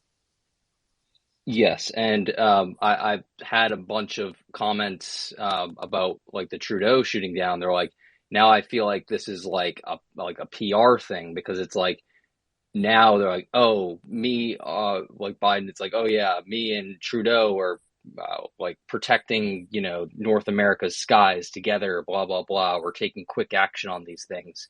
When, like I just said, like the last one, we're like, oh, we have to be very careful and we're not going to shoot it down because it might hurt people, or we might be like seen as provoking a war or whatever. And like, we let it like float over our entire country for 3 days and did nothing about it. And now we're seeing people like almost take decisive action 2 in 1 day. And then like literally a week ago, they're saying, oh, this happens all the time. We just don't tell the public about it. So it is a PR thing, I think. And they just want to like overcompensate and say, oh yes, we're tough on this stuff. But like I said, like if they're saying it's common, it's just very confusing to the public. And that goes, Mateus, you sent me a political article that said the same thing, Mateus. Do you want to mention it to the audience? Is Mateus with us? Or he dropped out? He dropped out. No, he just dropped out. I'll DM it, but I'll read out the article. He's just messaging me now, but I'll read out the articles from Political. Asked why there were seemingly more balloon downings and related incidents, a U.S. official said, quote, "We are being more vigilant now," which is in line with what Alex and Emergent said. I'm not sure if Austin, you said the same thing. That there isn't more sightings. The response is just more aggressive now, considering what happened with the Chinese balloon. So just wanted to mention that as well. But we'll go to Olsen Defender, who's been here for a while. How are you, man? I'm doing good. Thank you for having me. Sorry, got a bit of a sore throat this evening. I did want to mention really fast that the Canadian military has apparently figured out what was shot down over their country, but they are refusing to announce what it is. So that I think that's rather interesting, and it definitely shows either that they don't want us to know, or they still don't know, and that they're just trying to make people think that they know what it is. It's interesting. Yeah, if you can send me through any article or clips, I'll get Justin to play them. Captain, go ahead. Yeah, there's a lot of information to kind of sift through there in the last 45 minutes. Austin brought up some good points about the capabilities of the F-22 and what we choose to allow the bad guys to see when it happens. We can circle back. Alaska Elmendorf Air Force Base has what we call a combat alert cell, and that's basically, we see it a lot in the news when Russia, as we like to say, probes the wire, right? They send their Tu-95s over to our ADIZ, tries to poke around, and then we send our F-22s up there to basically, tell them you're not wanted over here. Well, the thing about our F-22s, when we send them up over there, is we put our wing tanks on them. And what those wing tanks do is it completely eliminates the stealth characteristics of the aircraft. So if China was trying to somehow figure out how are they making these things stealth in these compounds that Austin was mentioning, I haven't seen any pictures of the aircraft that shot down whatever it was today, but I would bet that since they're coming out of that Alaska area, they would have those tanks installed, which would limit the ability for China to try to gather up any intelligence or any capabilities.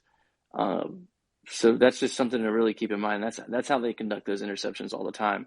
And I would be shocked if Russia didn't leak or share the information that they've gathered from our intercepts of what our response is. And we see when it happens, it's politicized on the news for about an hour, and then that's really the last that we hear of it. And now we have this going on, and it seems that it's getting a lot of traction very quickly. Justin, you do have a clip from an eyewitness of the Montana UFO?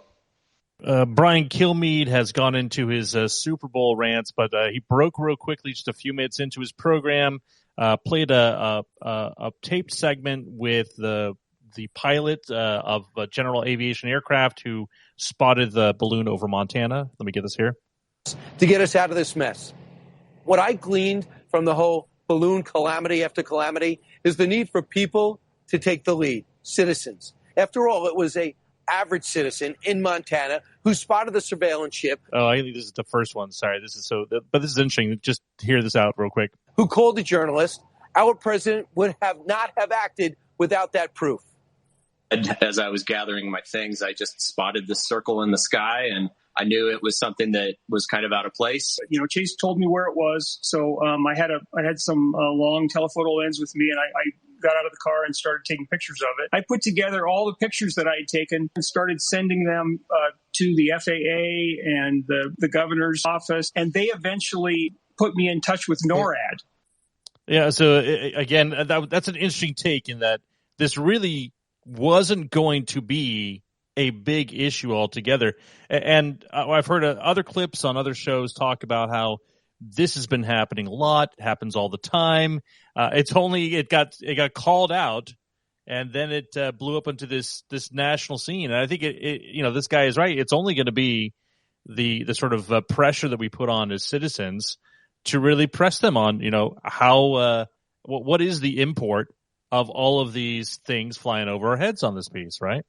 So let me find a few more clips, but that's just what I have right now. Again, the shows have all turned to Super Bowl coverage now, so that'll be the blanket spot for most of the networks for the next 24 hours until someone gets a good shot of a shoot down again. And there are videos that are purported to be the shoot down in Alaska, and maybe one they say in Montana too, but again, so speculative. We'll just have to kind of keep playing around to see what we find there. Yeah, I've been getting similar videos as well. Haven't tweeted them because it's just impossible to verify. So that I wish I could, but I'll get a lot of hate for that. Going out to one person sent me a satellite falling and claiming it was the unknown object over Montana. So it's just a lot of fake videos going out right now. So and you saw the same thing with the balloon.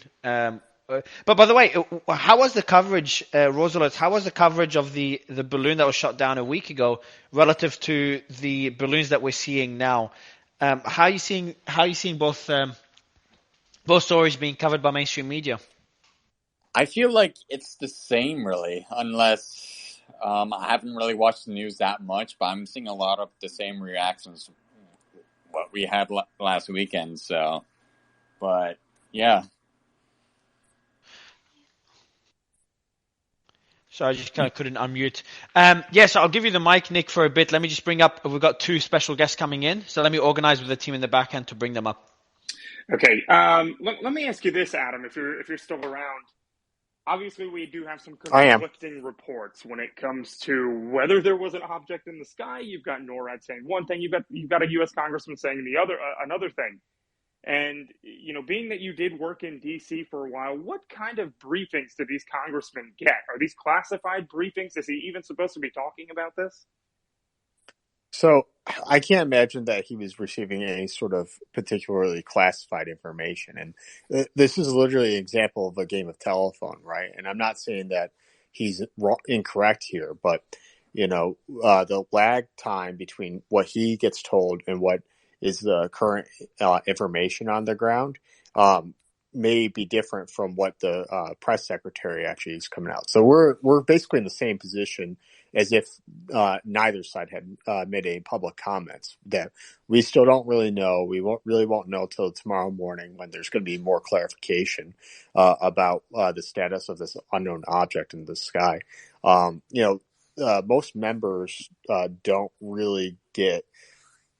most members won't get that kind of like detailed analysis that like the Defense Department appointees and bureaucrats would be getting right now. Right. But being that he is still going on news networks, he's still on Twitter, and he's still pushing this, does it even seem realistic that NORAD might be, maybe being disingenuous at the order of, say, the Department of Defense? Because as Alex said, this might be getting a little bit political. Does that seem, the realm of possibility? I think so. I think it's very interesting too. The governor of the state, Gianforte, came out and actually made a statement as well about some communications that he had with the White House regarding this situation. And his statement on Twitter, I had to pull it up and throw it up in the jumbotron. But he really. His statement was very political. He was very expressed a lot of frustration with the lack of information he was receiving from the White House about what was going on.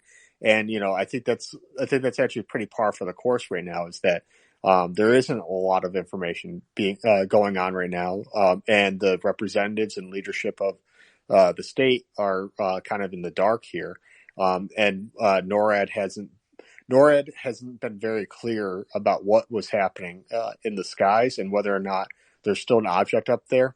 However, given the fact that they did clear the space again, the airspace, it makes me want to ask: is there still something possibly up there, or is there something not up there? I'm not really sure. I don't know what was done to cordon off the area at night when the first balloon was transiting the United States. My chief concern is, how does this potentially impact civilian air travel? Going back and forth over the state. Right. So Emergent, I'm going to yield to you on that as well, and sort of a similar question there. Would NORAD open up airspace, or I'm sorry, the FAA open up airspace and revoke that National Defense Airspace designation, that TFR, if they actually thought something was in the air up there at potentially 40,000 feet? It's probably worth making a distinction here that 40,000 feet and 60,000 feet, it's a huge difference. At 60,000 feet, you don't see commercial air traffic at, so that's definitely worth noting. But what are your thoughts?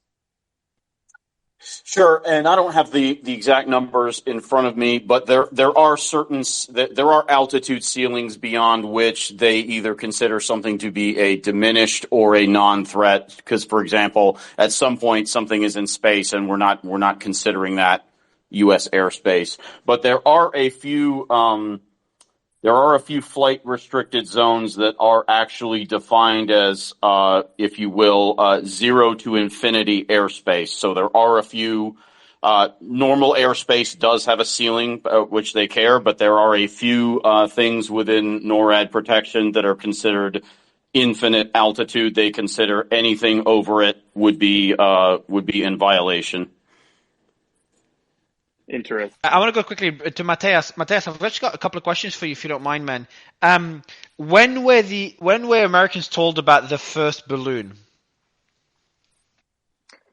Yeah, so it's a very interesting question because we know that President Biden was briefed first on this situation on the 31st of January. I was actually with the president covering his trip to New York City about the infrastructure bill, but journalists did not notice anything kind of awry and unusual about his visit or any times he was maybe pulled aside or anything like that. We were made aware, obviously, after it was revealed on social media that there was something over Billings, Montana. So it's interesting to think about whether or not we would have been made aware of this had this not have broken on social media and gotten the traction that it did.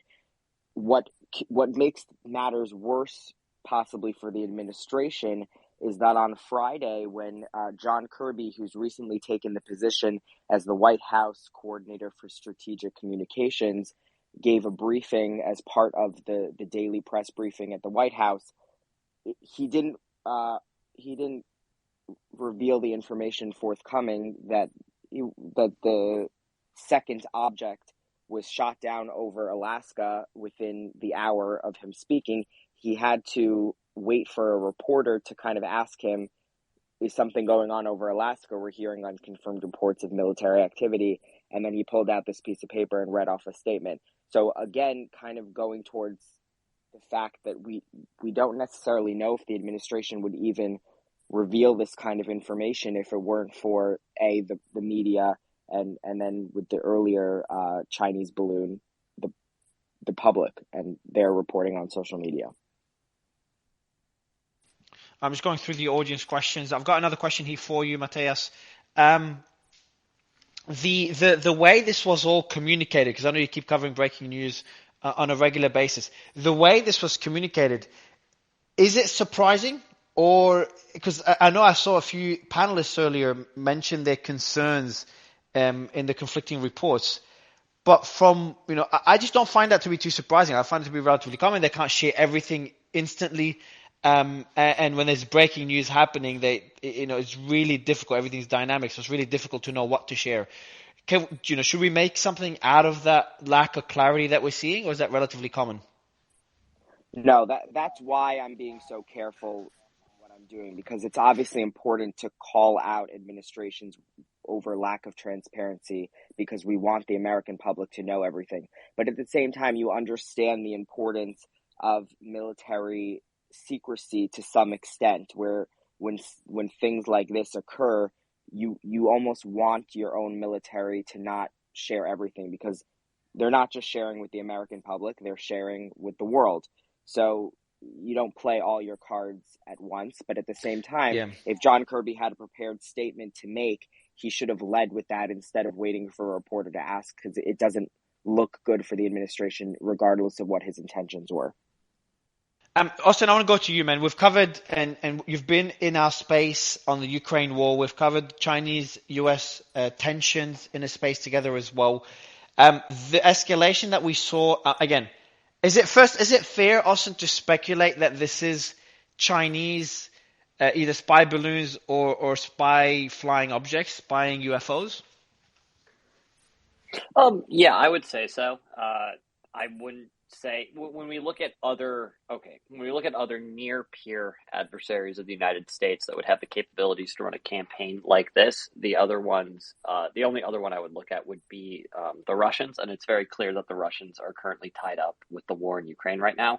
They legitimately really don't have the intelligence assets to spare beyond some of their strategic bombers, which, as Captain Osen and Emergent sort of pointed out earlier, they have a sort of a long-standing tradition of running some of their Tu-95 strategic bombers towards U.S. airspace and seeing what the response looks like that. And that's something that the United States has done as well with our B-52 platforms as well. It's kind of a long-standing deal there. And also previously, when we look at the Russians were party to the Open Skies Treaty that was signed in 1992 and existed until, I believe, 2020 or 2021, which essentially allowed Russian spy craft to overfly the continental and United States and our extended territories as long as fair notice was given to NORAD in the case of the continental U.S. and Canada, and then other sort of U.S. combatant commands when it comes to areas like Guam, Puerto Rico, all of that fun stuff.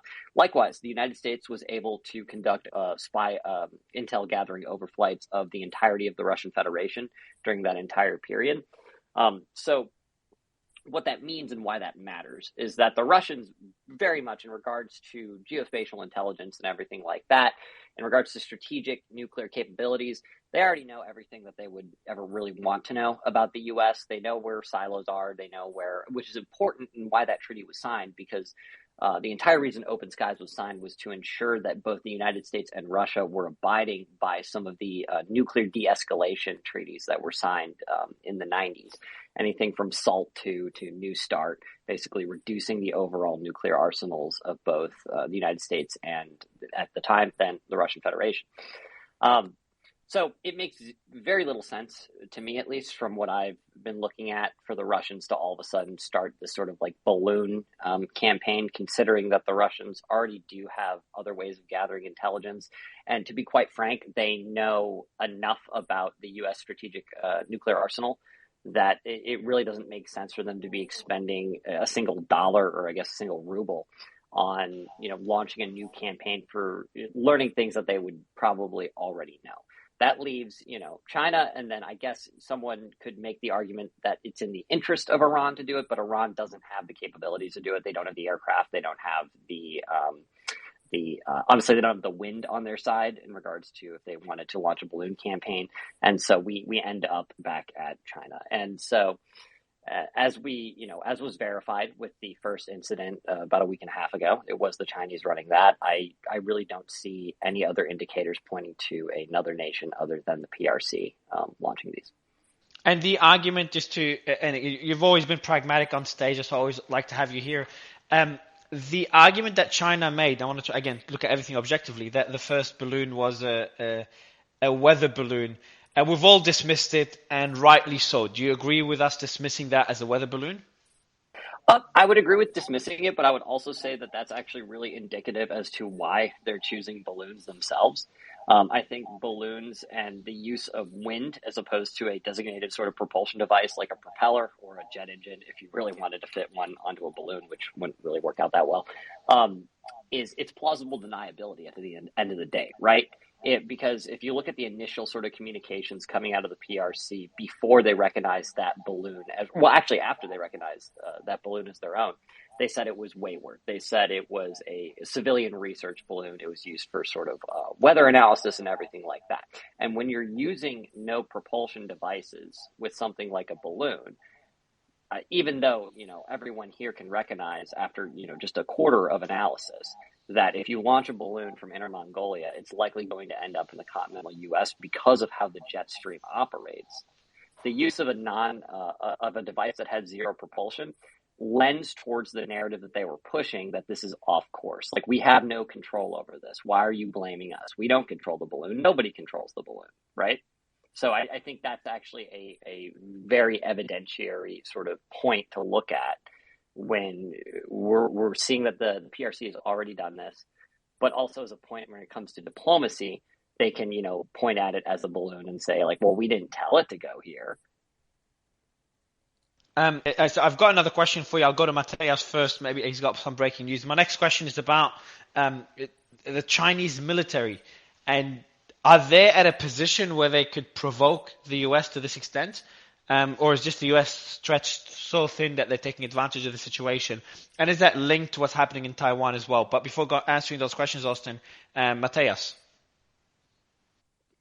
Austin made some great points about the fact that the Chinese most likely considered using a balloon for the reasoning that they can kind of deny that they have control over it. Although, to play devil's advocate, U.S. officials have confirmed that though there wasn't any propeller or driving factor with these balloons, they were able to use those jet streams and kind of play with them, and it was intelligent enough to be maneuverable via the wind while moving up and down, changing altitudes, things like that. So the balloon definitely had direction and was being directed, just not in a way that we're commonly used to, and also in a way that it's very easy to make it look like the balloon just has a mind of its own.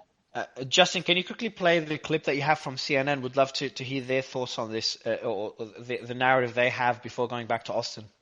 Sure. This is a retired U.S. Air Force Colonel Cedric Leighton, CNN host who you'll recognize, is coming in and asking him a question about this same sort of prodding. He has a interesting answer, I think, might bring us to some other discussions. The possibility that we might have a foreign power like China or Russia sort of poking and prodding with these objects, how concerning is that from a national security standpoint? So these are the kinds of things. These are major no-nos, aren't they? Well, we do that all the time. Yeah. We do it to them, they do it to us. But here's the no-no part. We don't overfly their territory. They have, in these cases, overflown our territory. If it is, in fact, the objects 2 and 3 are, in fact, from either China or Russia. We know that in the case of the first object, the balloon, obviously the Chinese did that. That was the big no-no. So the way things run in the reconnaissance world now is, yes, you test the systems, but you don't overfly the systems, the air defense systems of an adversary. Don't get caught. And you certainly don't get caught, not like Francis Gary Powers back in the early 1960s, who definitely got caught. But the rules have changed since then, so we don't do that kind of thing anymore. Now when it comes to these kinds of assessments, yes, the Chinese and the Russians are obviously always testing our air defenses. It's very logical that they did this again. Let's see if the facts bear that. Well, so there again, we hear that sort of testing, prodding, and also the rules have changed. I think a few speakers have alluded to perhaps the ROE have changed when it comes to this, because the big no-no, as Lieutenant Colonel points out, is the deal is we typically don't actually go over them, and these have. Yeah, so this is, Austin, this is the point I want to touch on, is that we are living in that new normal. China's military seems in a position where, it has the audacity to fly over US airspace, or fly over US territory. So this is the particular point that I want you to touch on, because this is the point that concerns me, where China's either responding to U.S. support for Taiwan or taking advantage of the U.S. being stretched thin with Ukraine. Before you answer, I do want to tell the audience, we're not going to keep the space running too much longer. I think we've covered the news pretty well. So make sure I don't have the pinned newsletter, but if you're following us, you'll be notified when we do the space again. So make sure you do follow us. So when we do the space, we'll probably cover it tomorrow if the next balloon or next UFO is shot down tomorrow morning. And we'll get a few special guests. We'll prep in advance because this is a breaking news space, so we didn't prep for it.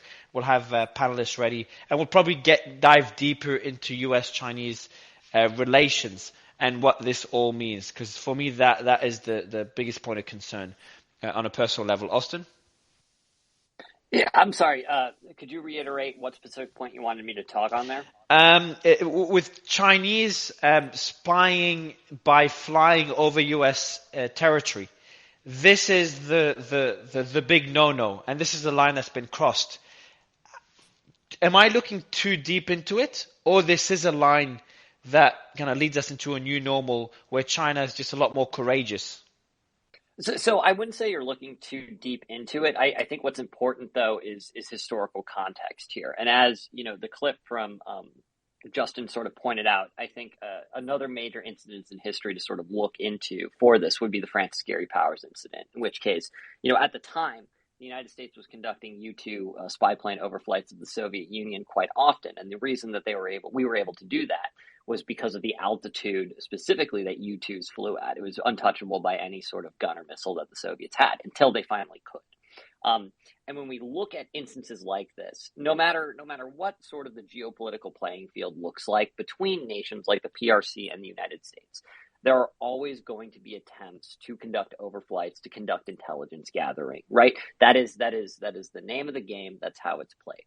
What we're looking at in this case in particular is very similar to the shoot down of Francis Gary Powers in the way that the moment one side switches its calculus, whether that's via technology, whether that's via diplomacy, whether that's via a change in the rules of engagement or the ROE, that is what sort of changes the playing field with how different things are conducted. And from what we've seen previously is that it appears that some of these balloon-based overflights were conducted earlier, not this year, but in other years, and those did not result in shoot-downs.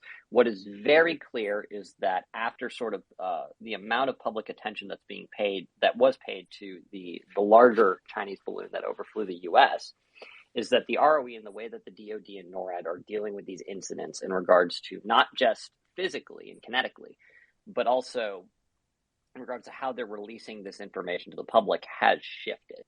And from my perspective, do I think that this is a sort of a resource sink for the United States? Do I think the Chinese have anything to gain over the Taiwan situation on this? I would say no. If you want to talk on the resource angle, the United States has had a consistently rising defense budget since 2016. And before that, that budget only decreased slightly from the years preceding. I don't think we're going to see any sort of, and if you look at the types of equipment being used here, the F-22 hasn't been, as OSINT Captain and Emergent pointed out, the F-22 has not been exported anywhere in the world. The United States is the only nation in the world that has that particular airframe. And so moving forward, I think what we're looking at is we're seeing, on a diplomatic standpoint, we're seeing Chinese displeasure being forced onto the shoot down of that first balloon off the coast of South Carolina. But I don't see that as having a large-scale impact on any of the logistics surrounding U.S.-Taiwan and PRC-Taiwan relations. Because when we talk about something like that, we're not talking about balloons, which are generally fairly cheap to manufacture, right?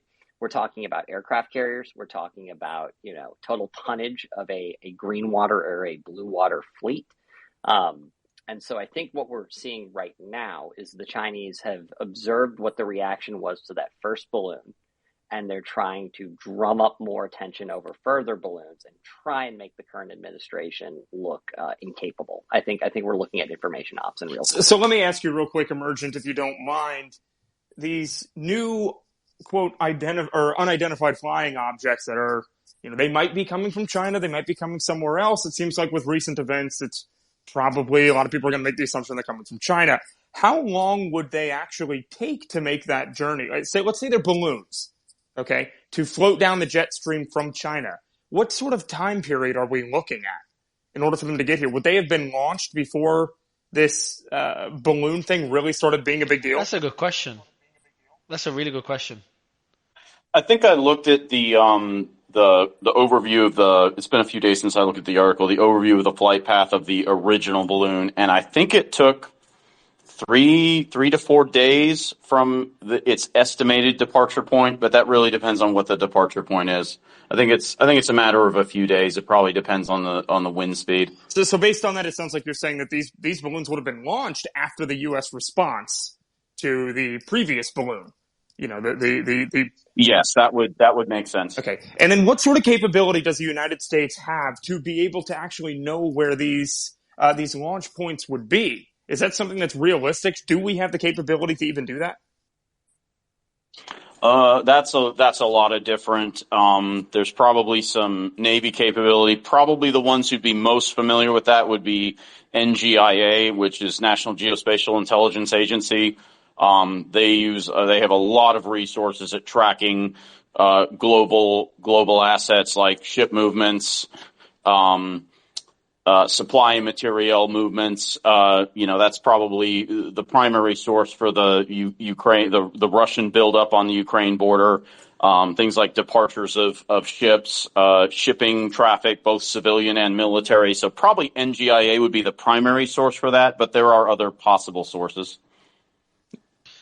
Yeah, I do want to just ask you one last question. And before you answer that question, Emergent, I also want to get Cobbler report, the Kobesi letter, to give us final thoughts on the incidents that happened today.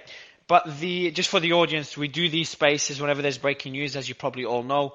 And there is a newsletter that we just started. It's pinned above. It's also retweeted on my account. You can subscribe there. Sorry, I just got woken up for the space, so I'm still a bit sleepy. Sorry. You can subscribe there to get a summary.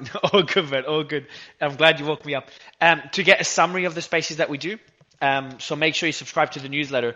I do have one last question for you, Emergent. And by the way, my team is going to send you my number, Emergent. It'd be a pleasure to have you again as this situation develops over the next few days.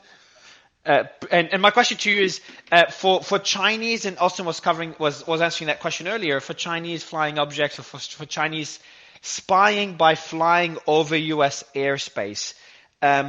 You seemed relatively at ease with that. Why? Because am I one of the few that find it to be an escalation? I was listening to.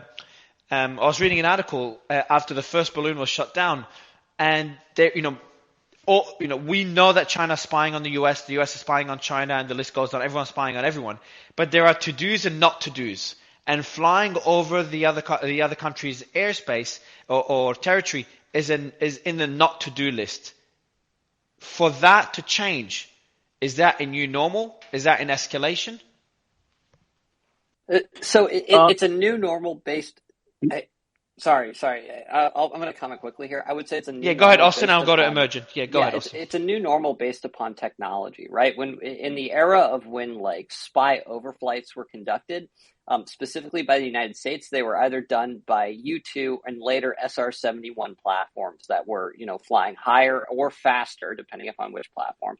Than domestic air defense networks could respond to. After the advent of sort of wide-scale use of spy satellites, that hasn't really been necessary. We still have the U-2 platform, we still use it and everything like that, but the necessity for using piloted aircraft to conduct that sort of geospatial intelligence work has been largely supplanted by satellites. And so I would say that from what we're looking at right now with the balloons are different because I would posit that Chinese satellites have been orbiting, the United States for quite a while now, right? And so I think what we're looking at is not necessarily an escalation. It's more of a hark back to how espionage used to be conducted. And I think the public, that has been so far separated from the public since the glory days of the U-2 and the SR-71, that nations like Russia, nations like China don't have the need to run a piloted aircraft over the continental United States. They can just do that with a satellite. Unless it has further capabilities. I know that Gorka would, Dr. Gorka wouldn't like me saying this, but we had someone on stage talk about, I think it was an ex-general that was talking about the testing balloons for carrying nuclear arms. I can't remember what it was. Another person was mentioning the balloons interfering with communication networks. So there could be, and by the way, both these, the first point that I mentioned, that's highly, highly unlikely for anyone listening to this. But the point I'm making is there could be other capabilities for the balloons that the satellites couldn't achieve. So what I would say to that, I think that's a very good point that you bring up, Mario, and I think that's something that needs to be addressed here, is the idea. So I've seen it talked about often too, is what if one of these balloons is carrying a weapon of mass destruction, whether that's biological, chemical, nuclear, or as some have posited, like an EMP device, right? I believe the United States government, and I would also say I would believe if the United States were to do this to the Chinese government or the Russian government, I think every government's response would be the same. They would treat it as the use of a WMD on home soil, and they would respond to it overwhelmingly. I think that is one of the fundamental constructing pillars of the doctrine of MAD, or mutually assured destruction. And so I am extremely apprehensive towards the idea that, the Chinese are using this. Yes. So I meant, just to clarify, I meant not that they're not using it for this purpose today, but they kind of either testing it for that purpose or at least sending a signal like, hey, we could have included exactly. And so what I view as the negative on that argument, though, is that if they were, right, let's say that all of these balloons were undetected. The Chinese have, the go-ahead that if they wanted to conduct a mass attack on the United States via balloon, they're able to do that. So this dives in a little deeper into the concept of the nuclear triad. And the nuclear triad is the idea that just about every nuclear armed nation is able to deliver their weapons of mass destruction via three major pillars. The first being silos, so ICBMs, missiles. The second being aircraft, so via air bases from bombers. And the third being from submarines. That third pillar is the most important here, right? Because even if the Chinese really believe that they would be able to shut down the American power grid, drop a biological weapon from a balloon, which isn't really viable considering how biological weapons work, but let's say hypothetically it could, or, a large-scale nuclear attack conducted via, going under the radar, so to speak, even though that's not the case either. There's nothing in there that considers U.S. submarine positions at all. So I think the best way to put this argument to bed, and this is why I don't believe that this is the case, that the Chinese are trying to build up for a WMD attack later, is that, as we've already sort of gone over, these balloons, as of right now, as we've seen, are unguided. And if you're going to conduct a strategic attack using weapons of mass destruction, you need to hit certain areas. You need to hit silos. You need to hit radar networks. You need to hit, most importantly, submarines. And no balloon is ever going to find a U.S. nuclear submarine, just as any American balloon would never find a Russian nuclear submarine. And I think that's the best way to sort of talk about that. Emergent, would you agree with Austin's response to this? Can you hear me, Emergent? The mic is not there.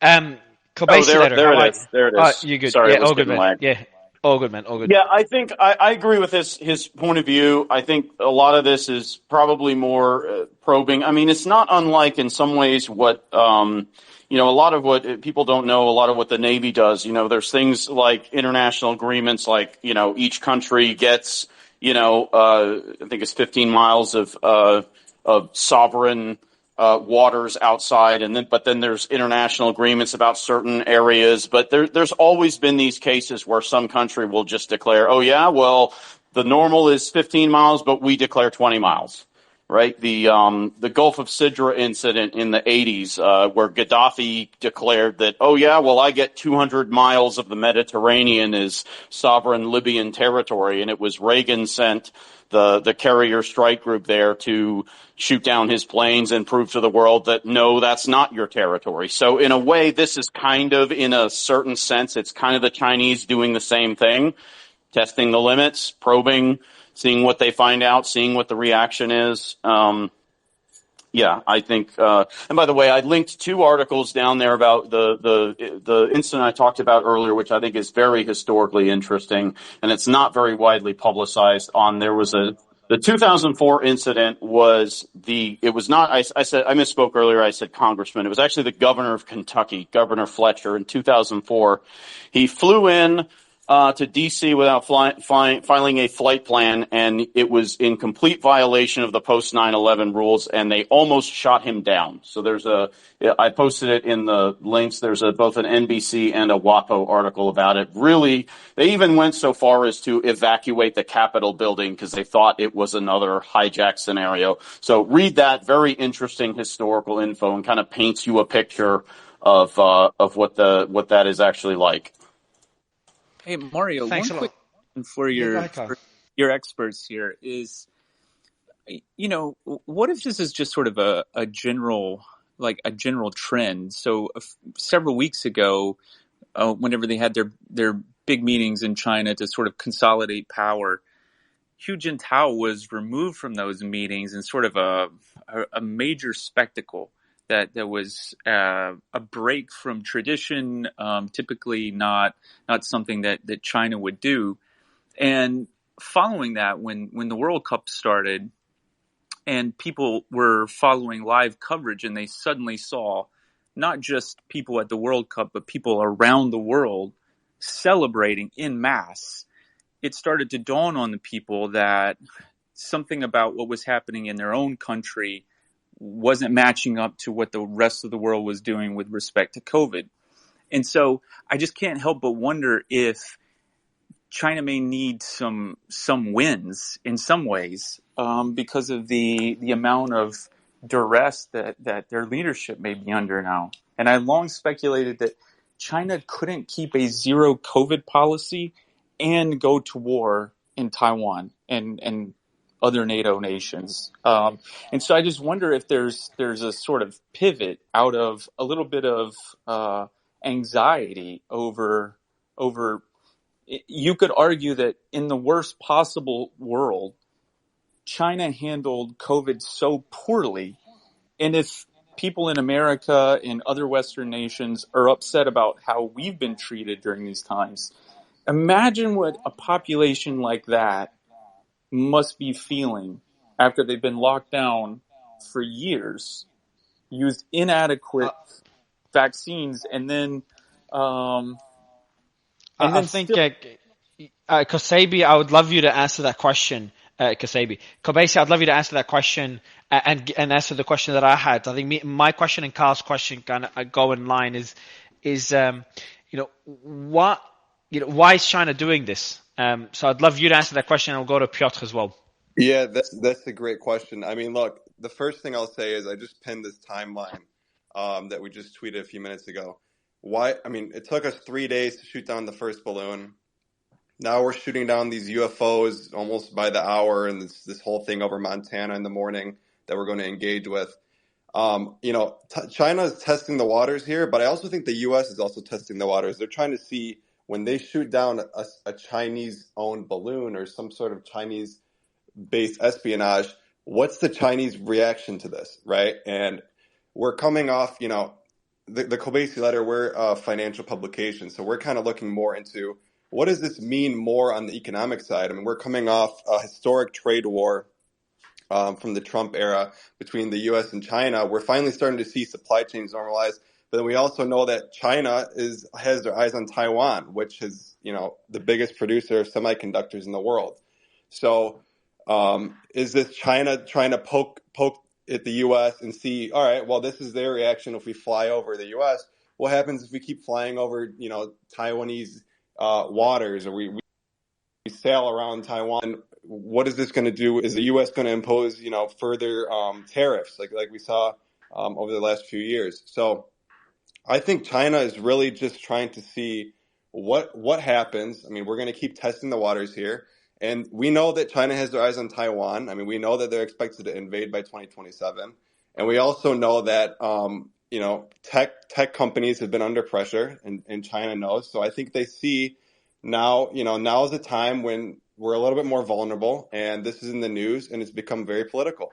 So I really think they're just going to keep testing the waters here. And now that all Americans are watching this in the media, it's become extremely it's become kind of this media battle of which side is stronger.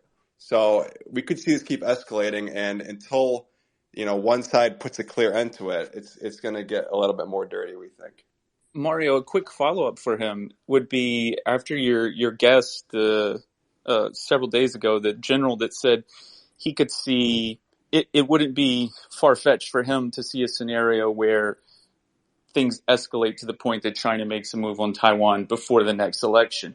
And so what I guess I'm trying to ponder here is the meta-narrative about China is that they think dynastically, whereas we think quarterly and every 2 years for our, midterm elections, and then our major elections every 4 years. But they think 100 years out, 500 years out. Well, what if they handled things so poorly that in order to maintain the sort of narrative dominance, they've just had to update their prognostications about 2027. Okay, well, what if that timeline has been expedited now because they have to do something to reassert themselves in the world? Yeah, that's especially as this whole 2027 deadline has been in the So, media Kyle, for there's a couple of things I the want to last jump. few weeks.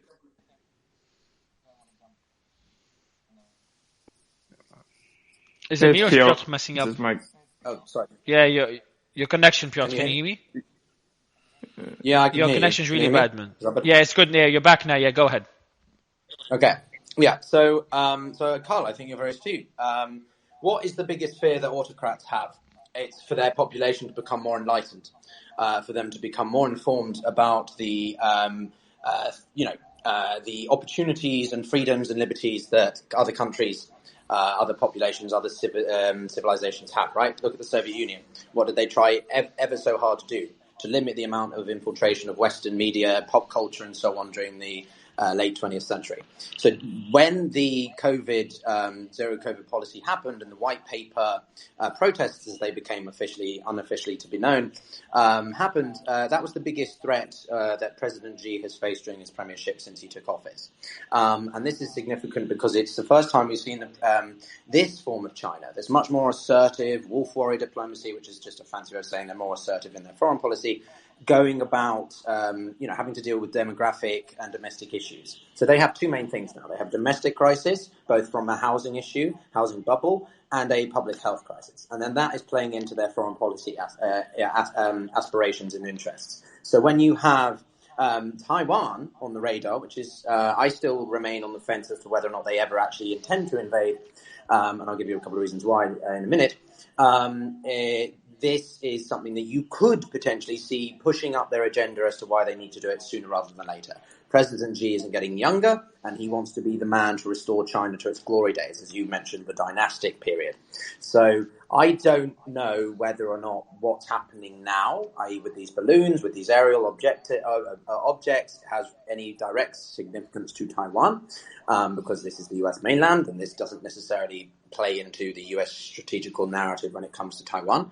But I do think that this is definitely an interesting development. As I said before, the Canadians and the Americans have a partnership with each other regarding airspace defense. So this engagement between Trudeau and Biden was not that surprising. And I don't think that this aerial object is of immediate national security, because otherwise the US Air Force and others wouldn't be allowing it to bob about over US airspace over the night. So to your point about Taiwan, very last point, I think is that it's not going to happen yet. When I spoke to, we had Brigadier General Robert Spalding here, and I've spoken to various other American defense officials in the past on my podcast, and there's varying degrees of interest over how much this could happen. It's definitely something that is on the radar, but the reason why I remain skeptical is because China, in times of strife, specifically the party, need a object. They need something to stimulate nationalistic sentiment. And Taiwan is the perfect example of that. And I think that you could see this remaining always a bit on the precipice of, like, on the possibility of invading Taiwan, but never actually being done so. The Chinese have definitely got more emboldened in the past 10 years, but we've also seen even in the past 6 months, President Xi's foreign policy narrative changed a little bit. When he spoke to the Saudis, when he spoke to the Iranians, he was a little bit more. When he went to the G20 meeting, and even at the World Economic Forum, a representative of China was there to try and emphasize that China is more collaborative now. I don't believe that for a second, but I think it illustrates that China is trying to be a little bit more nuanced with its way of conducting foreign policy, and these balloons and other stuff may well be just another part of that psychological warfare. I'll land that. Adam, anything to add? And I know that the Kabasi letter was also speaking. Anything to add, guys, on what Piotr mentioned? And I want to go to a final question. Intel Schizo, who's been on the stage before, did send me a great explanation of why he thinks China is using balloons, which could look like outdated technology for many of us. So I'll give Intel Schizo the mic right after Adam and Kabasi letter respond as well, if they've got anything to add. Adam. Yeah, anything I would add would be taking us way too off course. So I'll let Intel Schizo or Kabasi go ahead. I appreciate it, Adam. And by the way, I've just sent you through my number. Would love to have you on a future space on this story. Kabasi letter, anything to add? Because I know you were speaking earlier when Piotr glitched out. Yeah, I mean, nothing really to add. I think a lot of what we've said has kind of been echoed in here. But I mean, obviously, the whole Taiwan, we were talking about the whole 2027 Taiwan invasion timeline. I mean, it's up in the air, but also, China doesn't want, they know that it's critical that they move quick on this kind of thing if they're going to do it. And they don't want this to be something in the media for 3 years, 4 years before it happens. So whether this is a sign of them testing the waters to see what the U.S. would do if tensions were to escalate or not, now, even if this wasn't intended to be something as a major topic, now that it's all over the media, they might look to capitalize on it. So that timeline definitely is dynamic. And Intel Schizo, I'll give you the mic just to kind of tell the audience the message that you sent me about why you think China could be using balloons when they've got satellites. Yeah, so China's been seeing near space, that's the term that they dub it, as a new front for military powers across the world to start competing in. They've looked at the United States. There's tons of articles out there in Chinese academic papers. There's like over 1,000 on just near space designs of various equipment. They see this as the next frontier for military technology, and they don't want to be left behind, and they don't want to be behind the ball compared to other countries. And they've really focused in on this. They see that this section of space has advantages over satellites, whether it's the geospatial imagery side, you can get better resolution photos, whether it's the SIGINT side where you can do collections a little better. And I do, Skids, I just want to share something very briefly. Just got breaking news from Breaking 4 News. Mateus, who's on stage, just want to mention it briefly. We'll cover it tomorrow, but Iranian president will visit China from Tuesday to Thursday at the invitation of President Xi Jinping.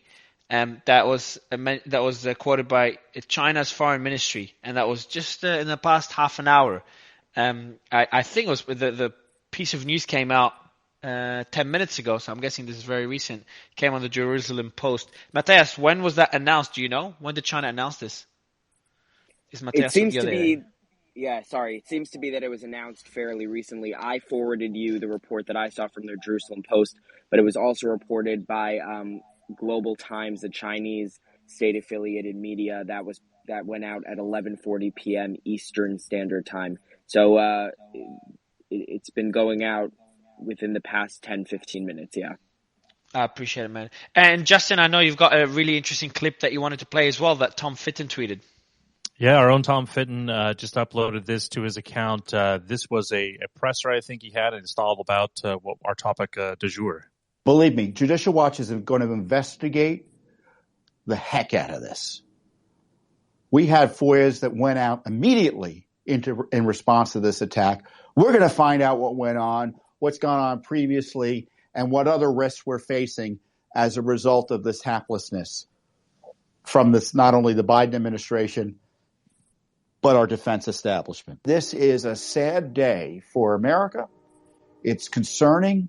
It's disturbing in the sense that we are kind of like this hapless giant, unable to do anything in the face of this rather obvious provocation, this brazen attack on our sovereignty, and the failure and the exposure of our weakness in the face of this. And the weakness, it's not in my view, a technological or military weakness. It's political weakness. This is the decision by our military leadership with the approval, presumably, of President Biden, who's commander-in-chief, not to do anything to protect our homeland from this ongoing attack. So I think, obviously, Tom up in arms and the FOIA king that he is, that'll be interesting to see what it comes back. Yeah, Tom's a regular on the space, so I've just DM'd him. We'll bring him on tomorrow to get his thoughts on this. Nick, I think we should cover this tomorrow when the next balloon or next UFO, if it gets shot down over Montana, will be a good space to kick off with a focus on U.S.-China relations.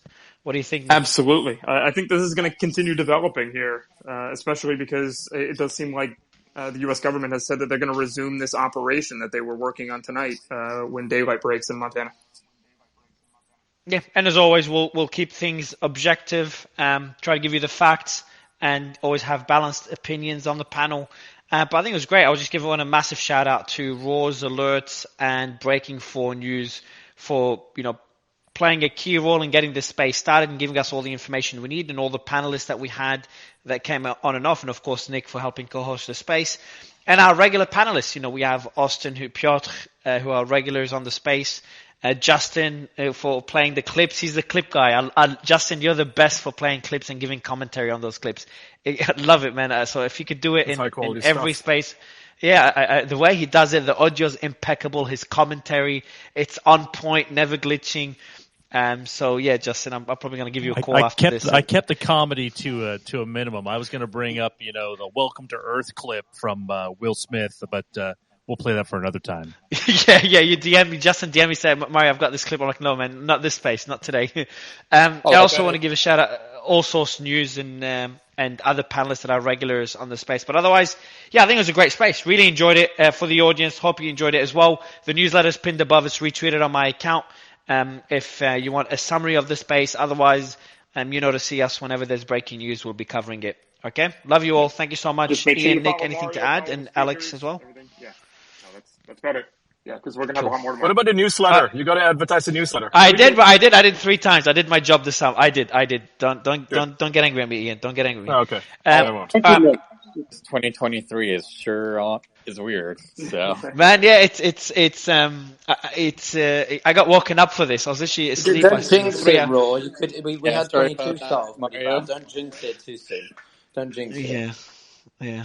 But I like how that's the second time I get woken up this year, a second or third time. So, but I think this time, Nick, you woke me up a bit late because you were like wondering. Because last time you woke me up and it wasn't major. It's like, should I wake him up? Should I not wake him up? Should I wake him up? Should I not wake him up?